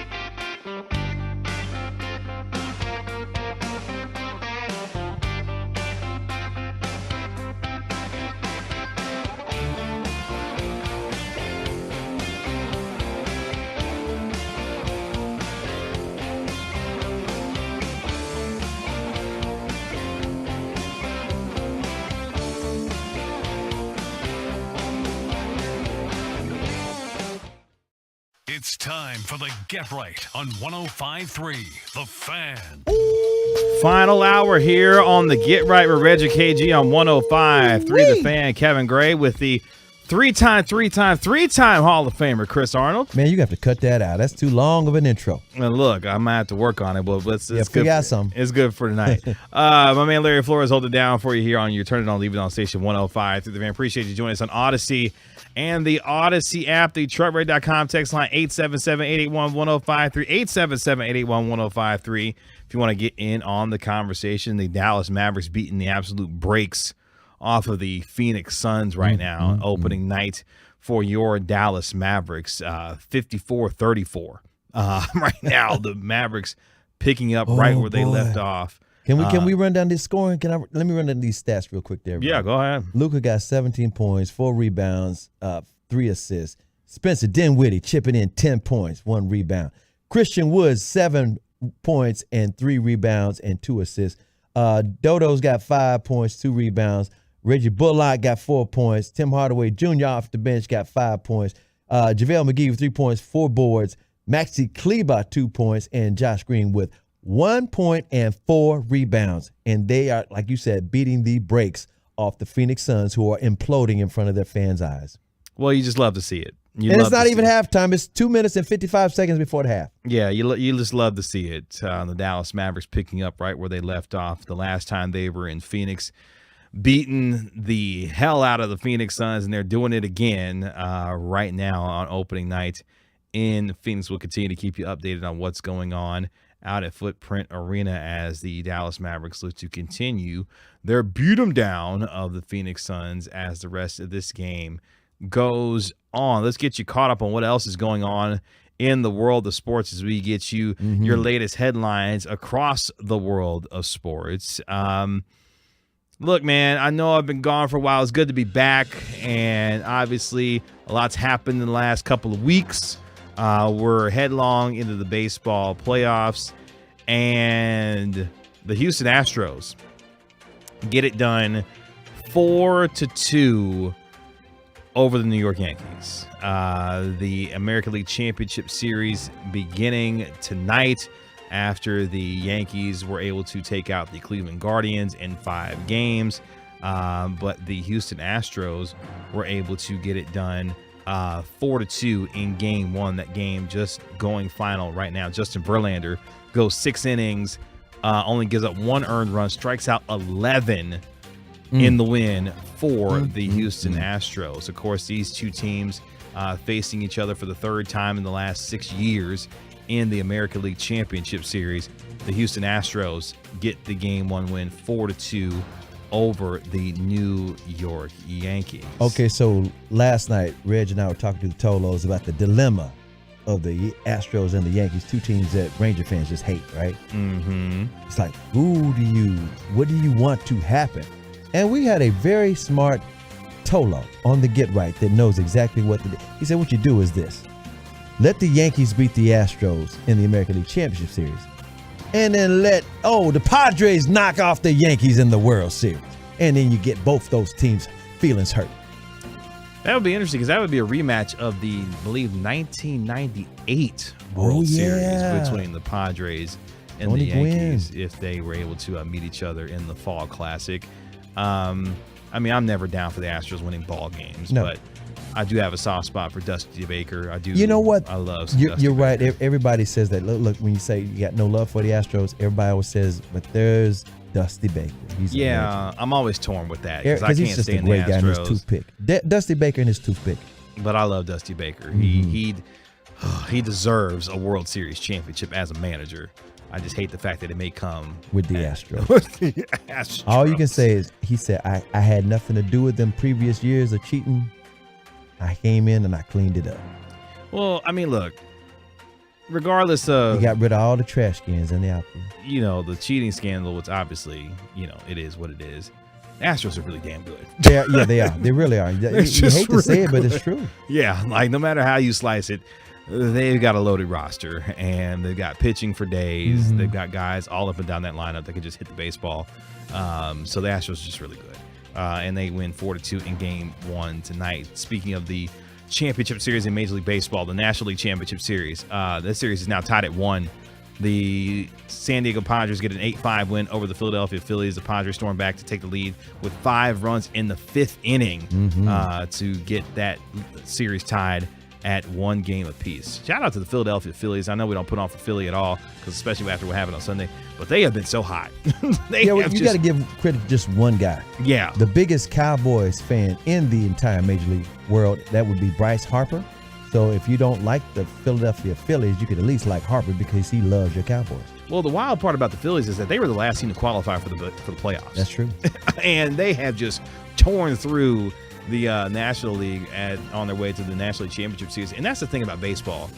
you can be the best team, the Dodgers, or, a team like, the Astros, who are, obviously in the American League Championship Series. But the best team in the game doesn't necessarily win. Exactly. It's the hottest when team. it comes to the Major League Baseball playoffs at times. It's the hottest team. And let me say this real quick about the Padres. A.J. Preller, who's the right-hand man of John Daniels, back when the Rangers went to back-to-back World Series, he know what he's doing, and props to him for getting the Padres into, the National League Championship Series. And if they do go to the World Series, you keep an eye on him, but you also keep an eye on Jurickson Profar, who's single, by the way, tonight. And also, props to Yu Darvish, even though he lost last night. He pitched a hell of a game last night. And Yes. I'm always pulling for Yu Darvish. I always liked him when he was with the Rangers, but I was really mad when the Astros cheated and all these Dodger fans and everybody just wearing him out when he did nothing wrong. They cheated on him. That's why he lost that game. And like the Dodgers fans at that time were thinking, here's our chance to go to the World Series and win it, and Darvish let us down. It wasn't Yu Darvish, it was those cheating Astros. So I'm pulling for Yu Darvish because it's the second chance, and for Jurickson Profar because he was a Ranger. Well, this is why A.J. Preller went out and got Juan Soto. This is the precise reason why. We have a chance to go for it. Now, obviously, Fernando Tatis, with his injury and then subsequent, suspension. Could you imagine if the Padres wind up winning the World Series without Fernando Tatis and everything that they got going on with? But I mean, they're a loaded team, though. I mean, they're again a team that has pitching for days, a loaded lineup. There's a reason why the Padres are as good as they are.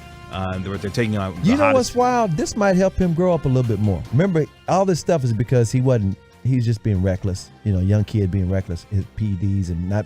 He's a likable guy, but sometimes when you missing out, you know what I'm saying? It makes you focus and say, God, it's like, yeah, they want me, but they don't need me. So I want to make them. I got to come correct them and fit in again.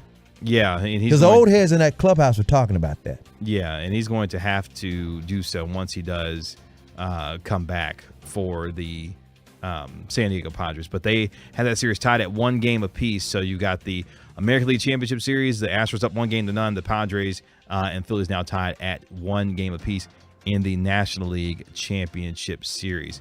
NBA action tonight as the Dallas Mavericks are in action as well. Get you caught up on some of the other scores in the league. The Utah Jazz currently up right now 103-94. The Trailblazers and Kings underway. The Kings up 45-44 there. The Pistons won earlier tonight 113-109 over the Orlando Magic. Meanwhile, Cade Cunningham got to give his props from Arlington. Cade Cunningham doing his thing. The Pistons used a 40-point second quarter to help them out against the Orlando Magic. Paolo Banchero had 27 and 9 in his Orlando Magic dunking debut. over everybody. Yeah, Banchero's going to be good. Yes, he is. The maturation. I'm glad that he's playing for a guy like Jamal Mosley, who's going to help him grow up and mature. And they got a lot of young talent in Orlando. That's perfect for Jamal Mosley to help mold there in Orlando. The Washington Wizards and Kristaps Porzingis, they get a 114-107 win over the Indiana Pacers. The Hawks 117-107 over the Houston Rockets. How about the New Orleans Pelicans? They dropped 130 on the Brooklyn Nets. They win by 22 in Brooklyn, despite the fact that Kevin Durant had 32 points. Brandon Ingram had 28 points, 7 rebounds. Zion 25 points. Had 25 points for the New Orleans Pelicans. C.J. McCollum had 21 as well. People forget C.J. McCollum's playing there. He's not in Portland no more. Yeah, he signed a nice extension there, too. I love New Orleans. Me too. That's a solid squad. They've got a young team, well-coached. Willie Green, good coach there. They're going to make some noise, and they get a resounding wait a win. minute. I just found out what happened. Uh-oh, what happened? Okay, so KD got his 32. Kyrie got his 15. Ben Simmons had 4 points. Of course he did.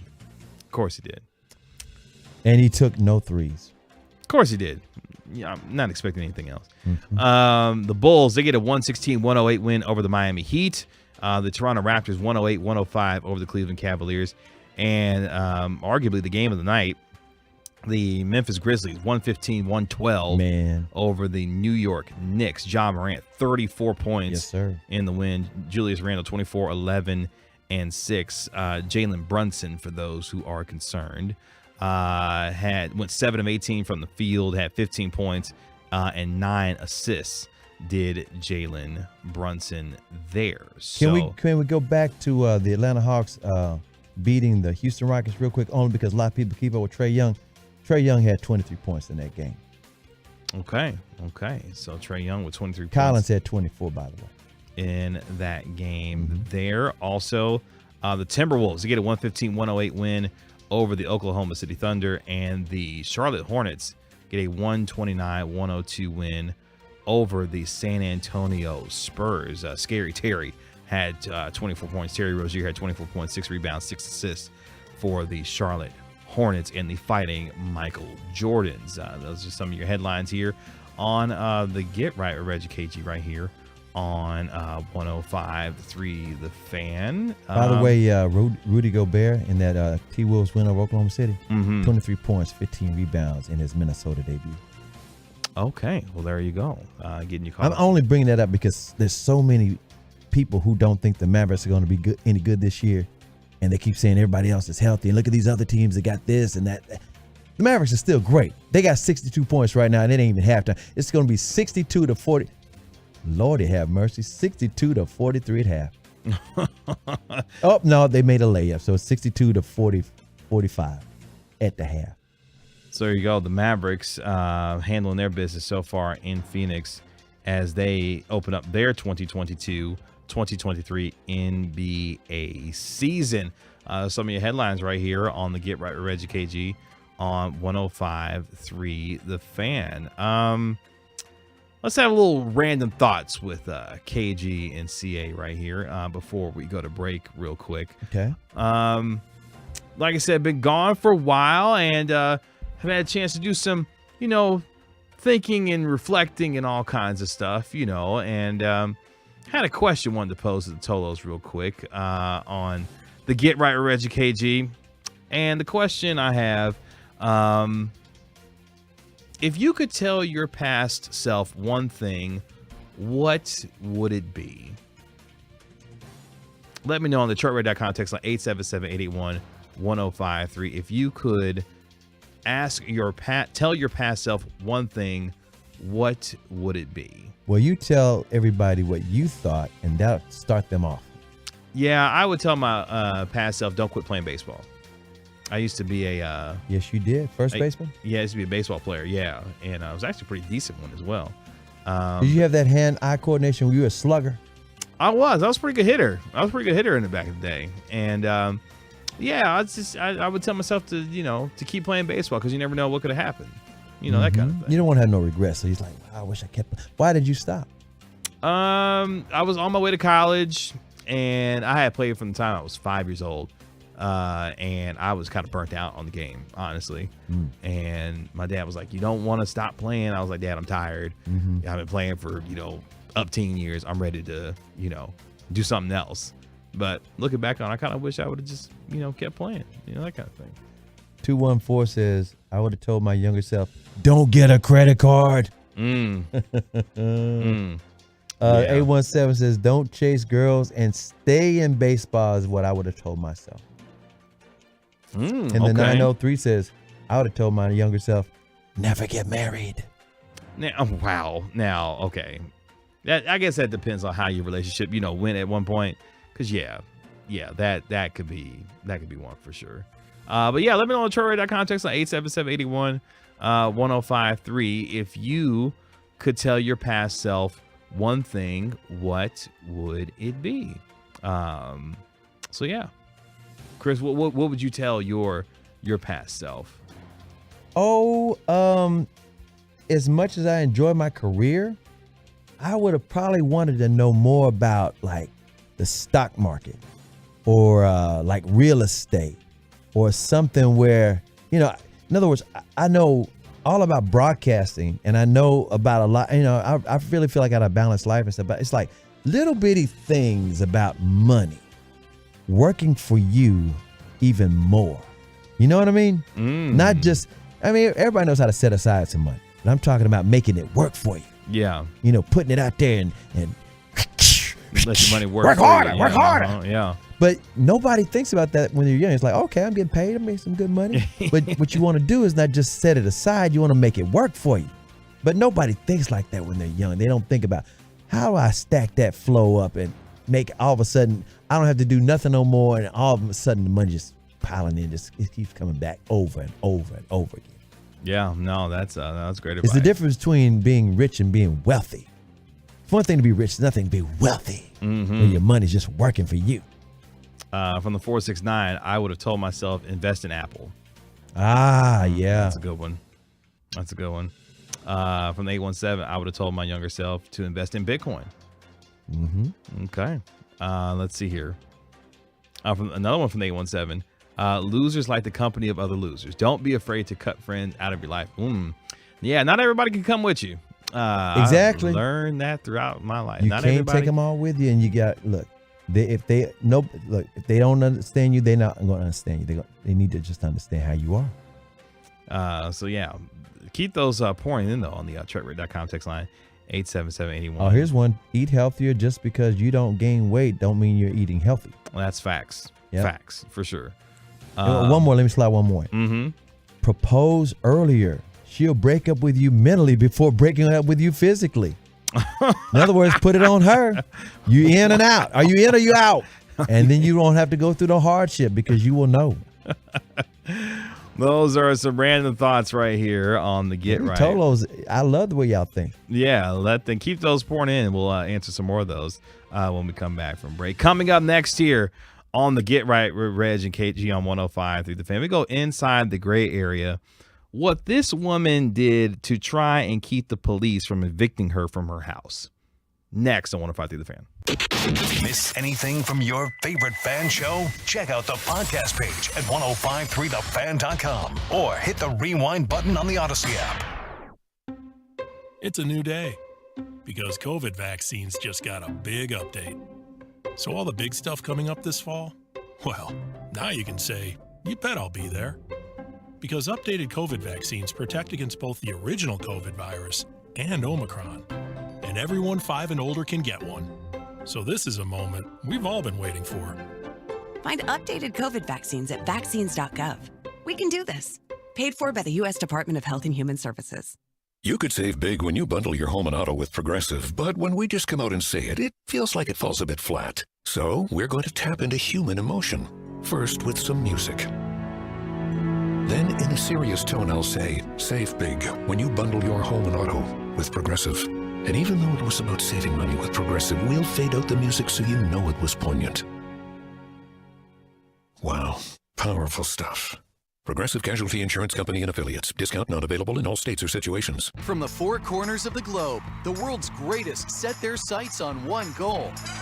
The Breeders' Cup World Championships are coming to iconic Keeneland this November 4th and 5th. Over 2 days and 14 championship races, the pinnacle of international thoroughbred racing will put the most jaw-dropping, heart-pounding spectacle before your very eyes. Coverage begins Friday on USA and continues Saturday on USA and NBC. Visit breederscup.com/2022 to learn more. Ray Magliozzi here for eBay Motors. You're driving along and some nimrod cuts you off. You hit the horn. Jeez, it sounds like a goose in distress. Time to head over to eBay Motors. They have horns for every make and model, not to mention horn pads, steering wheels, wiring, and more. 122 million parts. You can even go for an upgrade. It looks like Mr. Cutoff Man needs a new seat cover. Try eBay Motors, pal. Get the right parts at the right prices. eBay Motors. Let's ride. Hi guys, it's Andrew. Are you struggling with erectile dysfunction? Did you know that a major medical breakthrough is now available, and it isn't a pill? Today, Wednesday, October 19th, we're running a one-day special you won't want to miss out on. South Valley Medical Clinic uses the most powerful form of wave therapy. This is a technology clinically shown to repair blood vessels and improve blood flow. It's backed by 60 clinical studies, including from Cambridge. If you're ready to regain that spark in the bedroom, today is your day. Call us now and you'll qualify for the assessment and ultrasound totally free. Also, a gift that can produce rapid results in the bedroom in minutes. You're going to love that, guys, trust me. And today only, we're offering 5 tune-up treatments to our patients free. This is unprecedented, worth hundreds of dollars, but call today and qualify totally free. 214-937-5000. That's 214-937-5000. Guys, put a stop to your erectile dysfunction and get your love life back. Call South Valley Medical Clinic now to qualify. This offer ends today. 214-937-5000. Can I get the sales projections for the Springfield, Bristol, and Fairview stores? Val's Froyo Palace is dishing out 3 more locations. Jody, have you lined up interviews? They need 3 new store managers before they have a meltdown. And remember, they need at least 5 years experience. Indeed can help them hire great people fast. I need Indeed. Indeed you do. We instantly connect you with quality candidates whose resumes on Indeed match your job description. Visit Indeed.com/credit and get $75 towards your first sponsored job. Terms and conditions apply. Are you ready? At Lowe's, every pro is an MVP to us. That's why MVP's rewards members can earn bonus points on select products from brands like DeWalt, Purdy paint applicators, and GRK screws. Then redeem your bonus points for exciting rewards like tools, grills, Lowe's gift cards, and more. Join Lowe's MVP's Pro Rewards today to start earning. Bonus points calculated before taxes and fees after applicable discounts, if any. Subject to program terms. While supplies last. Visit Lowe's.com/MVP's bonus points for details. Now through 10/28. RJ Choppy here. It's football season. Let's go! And at Boomer Jacks, your official game day headquarters with drink specials your wallet is going to thank you for. $15 beer buckets, specials as low as $3 all day, every day happy hour, wall-to-wall TVs. You don't miss a second of the action at any of the 17 DFW Boomer Jacks locations. There's not a bad seat in the house. 17 locations. Find yours online, boomerjacks.com. Best drink specials, best TVs in town at Boomer Jacks. There is a reason you need a special license to drive a big truck. So companies that hire drivers and put them in a big truck should be held accountable for what happens when one hurts you. Frankly, you need Frankel and Frankel. The consultation, it's always free. Visit truckwreck.com. It's to Get Right with Reggie KG right here on 105.3 The Fan. Appreciate you joining us on Odyssey and the Odyssey app. Mavericks handling their business at halftime. They are beating the absolute brakes off of the Phoenix Suns. You just love to see it. Kevin Gray with the 3-time Hall of Famer, Chris Arnold. I guess I'm going to have to amend that now. I can't do the whole two-time. Yeah, I know. Thanks a lot, 1, 2, Chris. 3 times. You're going 1, 2, 3 times. You know, you're doing too many Hall of Fames. These Hall of Fames are chasing me down, man. I'm minding my own business. And next you know, you're going to be in another Hall of Fame and another Hall of Fame. And another one. I'm about to say, just hold DJ and Khaled. another one. Another one. We're the best Hall of Fame. We're the best music in the Hall of Fame. The Mavericks score is 62-43 at halftime. Luka's got 20 points, 5 rebounds, and 3 assists. And he hadn't even broken a sweat. Yeah, it is. Here's the thing, right? Phoenix, I don't know. Okay, let me back up because DeAndre Ayton, he don't want to be there. Nope. You know, Chris Paul is going to be another year older. I think he'll be 38. He's got 2 points, by the way. Yeah, I think 2 points in the first half. Yeah, I think he'll be 38 by the time they get to May in the playoffs. Devin Booker is a star, not quite a superstar yet. He's a star. That whole Jay Crowder situation is weird. They didn't extend Cam Johnson, who a lot of people thought he would get a rookie extension. He didn't get it. You know, Robert Sarver and his whole situation with, you know, the owner, possibly being cussing and fussing in serious trouble. No, with the they league. talking about he got to sell the team. Yeah, Give it up. you know, he is in the process of selling the team. I forgot about that. He's in the process of selling the team. They tell him you got to go. Yeah, that organization is really in flux. And I feel bad for Monty Williams because Monty Williams great coach. Is one of the great men and great coaches in this league. And for his team to be in this kind of position is really weird. But give credit to the Mavericks for keeping the, foot on the gas pedal, because they have just come in and just absolutely smoked the Phoenix Suns up to this point. And this is the kind of performance that, you look at Christian Wood and what he's been doing. You look at, Tim Hardaway Jr. He had a, catch and shoot 3-pointer on a fast break from, Josh Green. But to drop 62 on the road in the first half, and really it looked kind of easy. Very easy. Like that's kind of the frightening part, is that it looked kind of easy for the Mavericks. Just to give you kind of some of the statistical, information from the first half. I mean, they shot 47% from three. They shot 50% from the field. They went 21 of 42 from the field. 10 assists, so far in the first. Like it looked pretty easy, and their largest lead of the first half was 21 points. So Mavericks off to a fantastic start in Phoenix. This is the exact kind of start that you wanted to see from this team opening up the 2022-2023 NBA season to start to beat the brakes off the Phoenix Suns. This first half was so dominant, Theo Pinson didn't even have to stand up on the bench. Yeah. And they got that rule now where he can't do it anyway, but still, that's my point. Theo, he's going to be a lot of fun to watch. Oh, man, what did Nico Harrison say? He said, Theo is arguably our best player who never scored a point. Yeah, exactly. From the 806 on the TroyRadio.com text line 877-881-1053. Christian Wood looks pretty damn comfortable with Luka. The guy's got talent for sure. Here's the thing. I said it a little bit earlier. Christian Wood acts and plays and believes he's the second best player on this team. And he's going to play like it, whether he's coming off the bench or starting. And he, you could tell, is a motivated young man to play on a team that has a chance to do something special this year. So we'll see how that unfolds in the second half of the Mavericks, up 62-45 at the end of the first half, just dominating Phoenix, much like they did in game number 7. KG, real quick, did I ever tell you why the Phoenix Suns matched DeAndre Ayton's free agency contract with the Indiana Pacers? That I think it was $137 million. I would love to hear an explanation on that. Because KD said he wanted to come to Phoenix, and they had to gather up the contracts to trade him somewhere else. I mean, it wasn't going to be a direct trade. It wasn't going to be DeAndre Ayton going to Brooklyn. But they had to figure out all these different teams to make something work, so they wanted to hang on to that asset. He thought he was never coming back. Even if they matched the contract, he thought, okay, they bringing in KD. That's why he never talked to Monte Williams all summer. And then when they couldn't get the KD deal done, oh, hell, he had to show up. This team's in major trouble. Yeah, they're in a lot of trouble.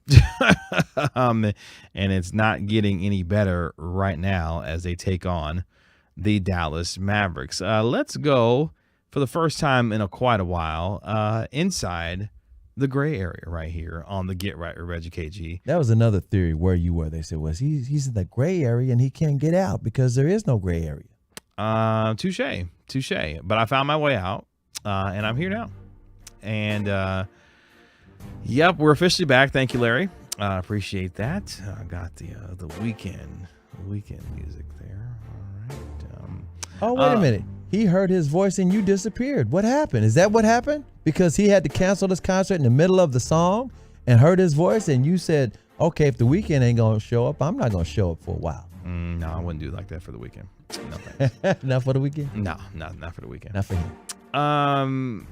So I came across this story today.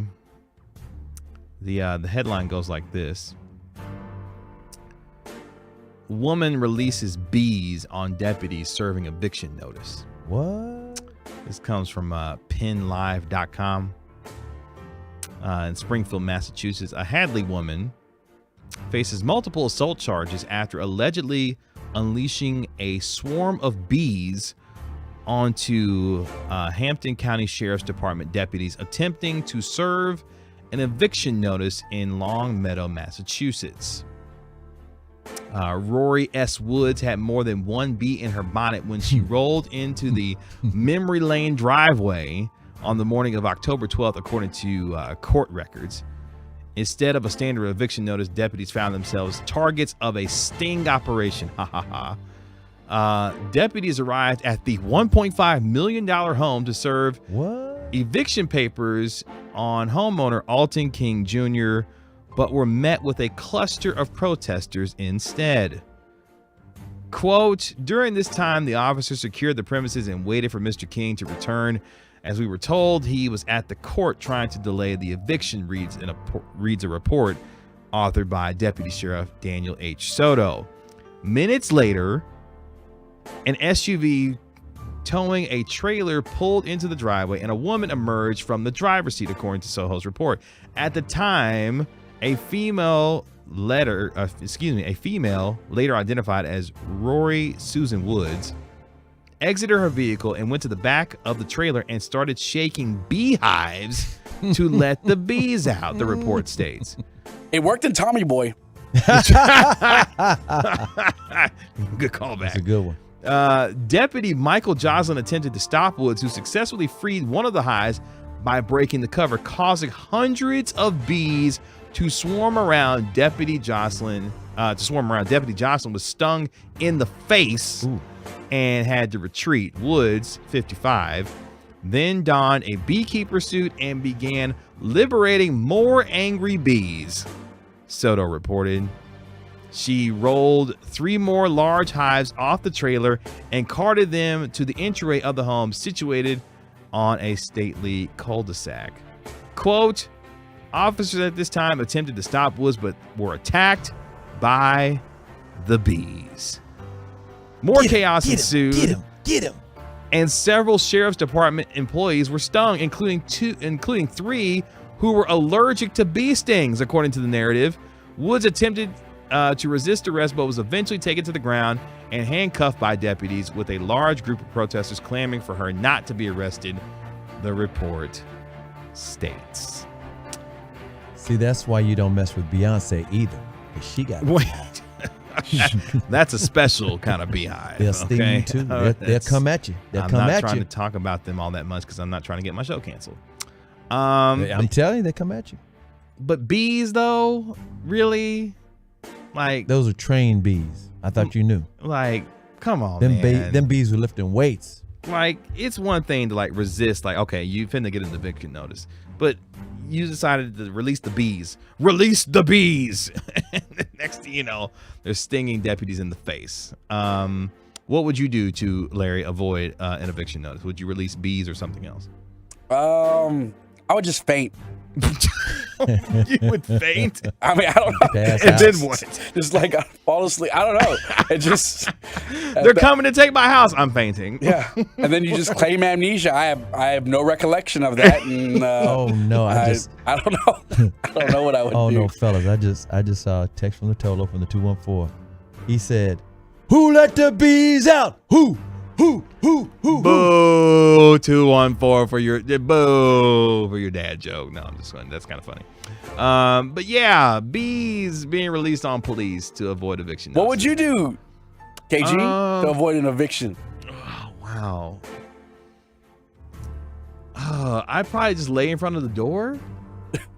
Y'all not thinking like people do nowadays. You got to lawyer up. You just tie it up. You got to tie it up some kind of way. There's not a lot that I can do per se. Right, because, that's all you can do is figure out how to get it tied up in court. Just figure out. But in the moment, what are you gonna do in the moment, CA? Yeah, like in the moment. He's gonna be like, "Do you know who I am?" That ain't gonna work. The three time. Yeah, no, like I learned from Michael Irvin. You don't say that. You gonna pull your famous card? You don't like, say, look. No. They throw it right back in your face. No, never. I never play a famous card. No, I can't roll like that. Never. Just can't do it. I ain't got the nerve. You don't have the nerve? No, because it come right back. I don't give a damn. Well, I listen to the other station. Or they'll just I don't even care. Don't do that. Or they do that song, "Who are you? Who? Ooh, love the Who. That's a great song. Who the F are you?" As we are inside the gray area right here. Don't worry if you're on the on Twitch.tv/Dallas Fan Cam and you saw my computer go away. My computer died. Yeah, what happened? I see the name Carter Freeman on there. Yeah. Oh, he don't go by Carter Freeman no more. Oh yeah, what's it? 49. 49. Why? I don't know. Tell Chris, me. Chris, he's not catching it. He's not catching it. Think about it, Chris. He'll catch it. Meanwhile, another number, not 49. 49. Oh, come on, Chris. Now, I don't know. It's the fan text will let him know. Yeah, the fan text will let you know. 877-881-1053. 49. They'll let you know. What is 49? Is that a player's number? It was a lot of players doing. Never mind. The headline goes like this: massive $33 million methamphetamine bust by Los Angeles DEA hailed as "quote unquote" historic. The U.S. Drug Enforcement. Oh, wait a minute! I just found out. He finally got it. You said to nothing. You said I blocked that out my brain. OU's final score against Oh man, Texas scoring 49-0. He tried to forget that 49. I blocked it out. That game didn't exist to me anymore. Well, the DE Larry over grinning. Larry, of course he is. Larry ain't let that go. He ain't shaked it out his brain yet. Be careful now. It's a family show. That's what I'm saying. Shake it out. Shake it out. Shake it out. The DEA Los Angeles Field Division recently announced the completion of its largest seizure of methamphetamine ever. Along with the Southwest Border Initiative, Group 2, and the Fontana Police Department, the Los Angeles Division of the DEA seized approximately 3,552 pounds of methamphetamine and 66 kilograms of cocaine in Norco, California. Quote, investigators had been investigating a cocaine and methamphetamine drug trafficking organization believed to be linked to the Sinaloa. Sonoma? No.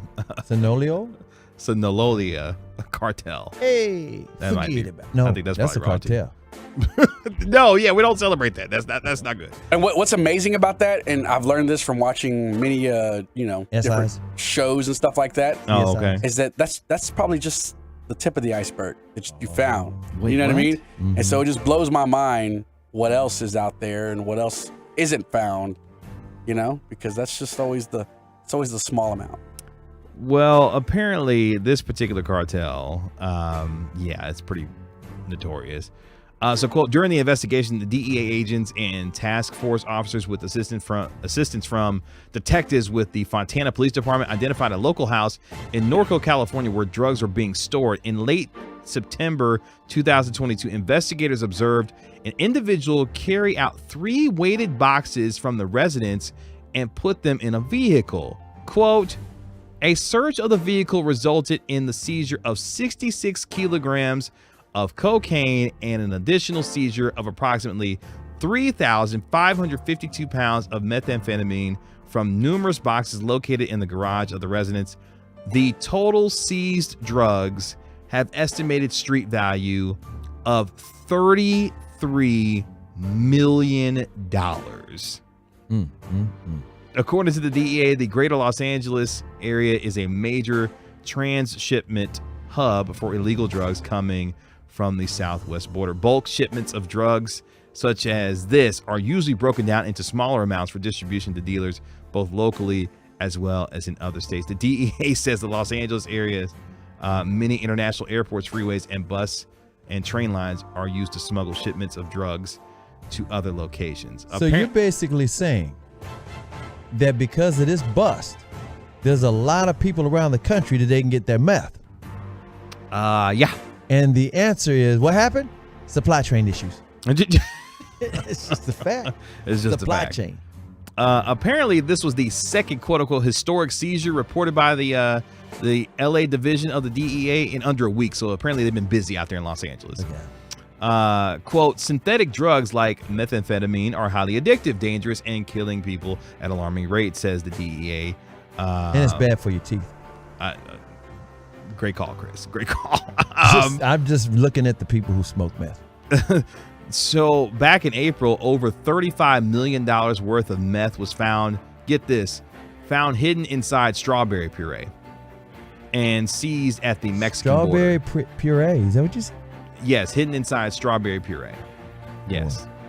3 days later, Custom and Border Protection officers at the Tecate port of entry in California, more than 400 pounds of methamphetamine, cocaine, heroin concealed inside toolboxes being transported in a 2006 Toyota Tundra. Y'all real creative to go to jail. So yeah, it doesn't pay to do to be out here smuggling drugs. By the way, the 254 has a theory. Oh. So they actually found 40 million worth of drugs, but they only reported about 33. Don't do that. Don't do that. You know how they do. Don't do that. Larry, tell them how they do. Why are you asking Larry? Why are you watching these shows? I watch enough movies and enough shows to know that, yep, that's what happens. Chris is right. Do you have a favorite show of that? Is it like Narcos or something? That one of the shows? Oh no, I haven't finished it, but Ozark. I really love. Oh yeah, Ozark. I finished Ozark. It feels so real. You know, like this could really happen. Larry, Yes. I'm not going to give it away, but your mouth going to drop on that last episode. Okay. And then we're going to talk. All right. We'll I'll let you know. I'll let you finish it. And then, are you in the last episode, last season? No, I'm in like middle of season 3. Kevin, I cannot believe you haven't seen Ozark since you're from Missouri. Oh, yeah, that's right. Well, I'm from Kansas City. Doesn't matter. That's your state. Listen to what I just said. Right. That's inside the gray area right here. I'm getting right. That's like people in Texas not want to claim El Paso. Come on, it's your state. Coming up next, it's the final call on the Get Right with Reggie KG on 105 through the Fan. Coming up Thursday morning on Sean and RJ, how did the Mavs look in Phoenix? Plus, Babe Laufenberg previews the Lions at 8:40. It's a Thursday morning on The Fan. Hi, this is Gavin Dawson for Window Nation, the star of window replacement and proud partner of the Dallas Cowboys. They can help you fill your house this season with savings. Right now, buy 2 windows, get 2 free, and make no payments and pay no interest until 2025. Fill your home with energy-efficient windows for a customized, authentic Dallas Cowboys jersey while supplies last. You can even help fill the Cowboys house and win tickets to a game. Call 866-90Nation or visit windownation.com/Cowboys now for details. Set up a free in-home consultation, and you can lock in this amazing offer for 6 months. Window Nation will show you how over 1 million of our expertly installed, money-saving, double-pane, Energy Star-efficient windows are already rewarding families in over 150,000 homes. Call 866-90Nation or visit windownation.com. Get 2 free windows with every 2 you buy with no interest payments until 2025. Update your whole home and qualify for a Cowboys jersey and free game tickets. Call 866-90Nation or visit windownation.com/Cowboys today. Window Nation, proud partner of your Dallas Cowboys. When Big Mobile charges you an arm and a leg, they're taking your money and your power. And your arm and leg. Boost Mobile gives your power back with an unlimited plan for $25 a month on one of America's largest 5G networks. We can't give you back your arm and your leg because we're not qualified surgeons. Unless you're an iguana who can grow limbs back. Switch to Boost and get an unlimited plan for $25 a month. Boost Mobile. Unleash your power. New customers only. One line, $25 per month with autopay. Additional restrictions apply. See boostmobile.com for details. Navien tankless water heaters, the proven leader in condensing technology. Request a Navien because you deserve the best in endless hot water.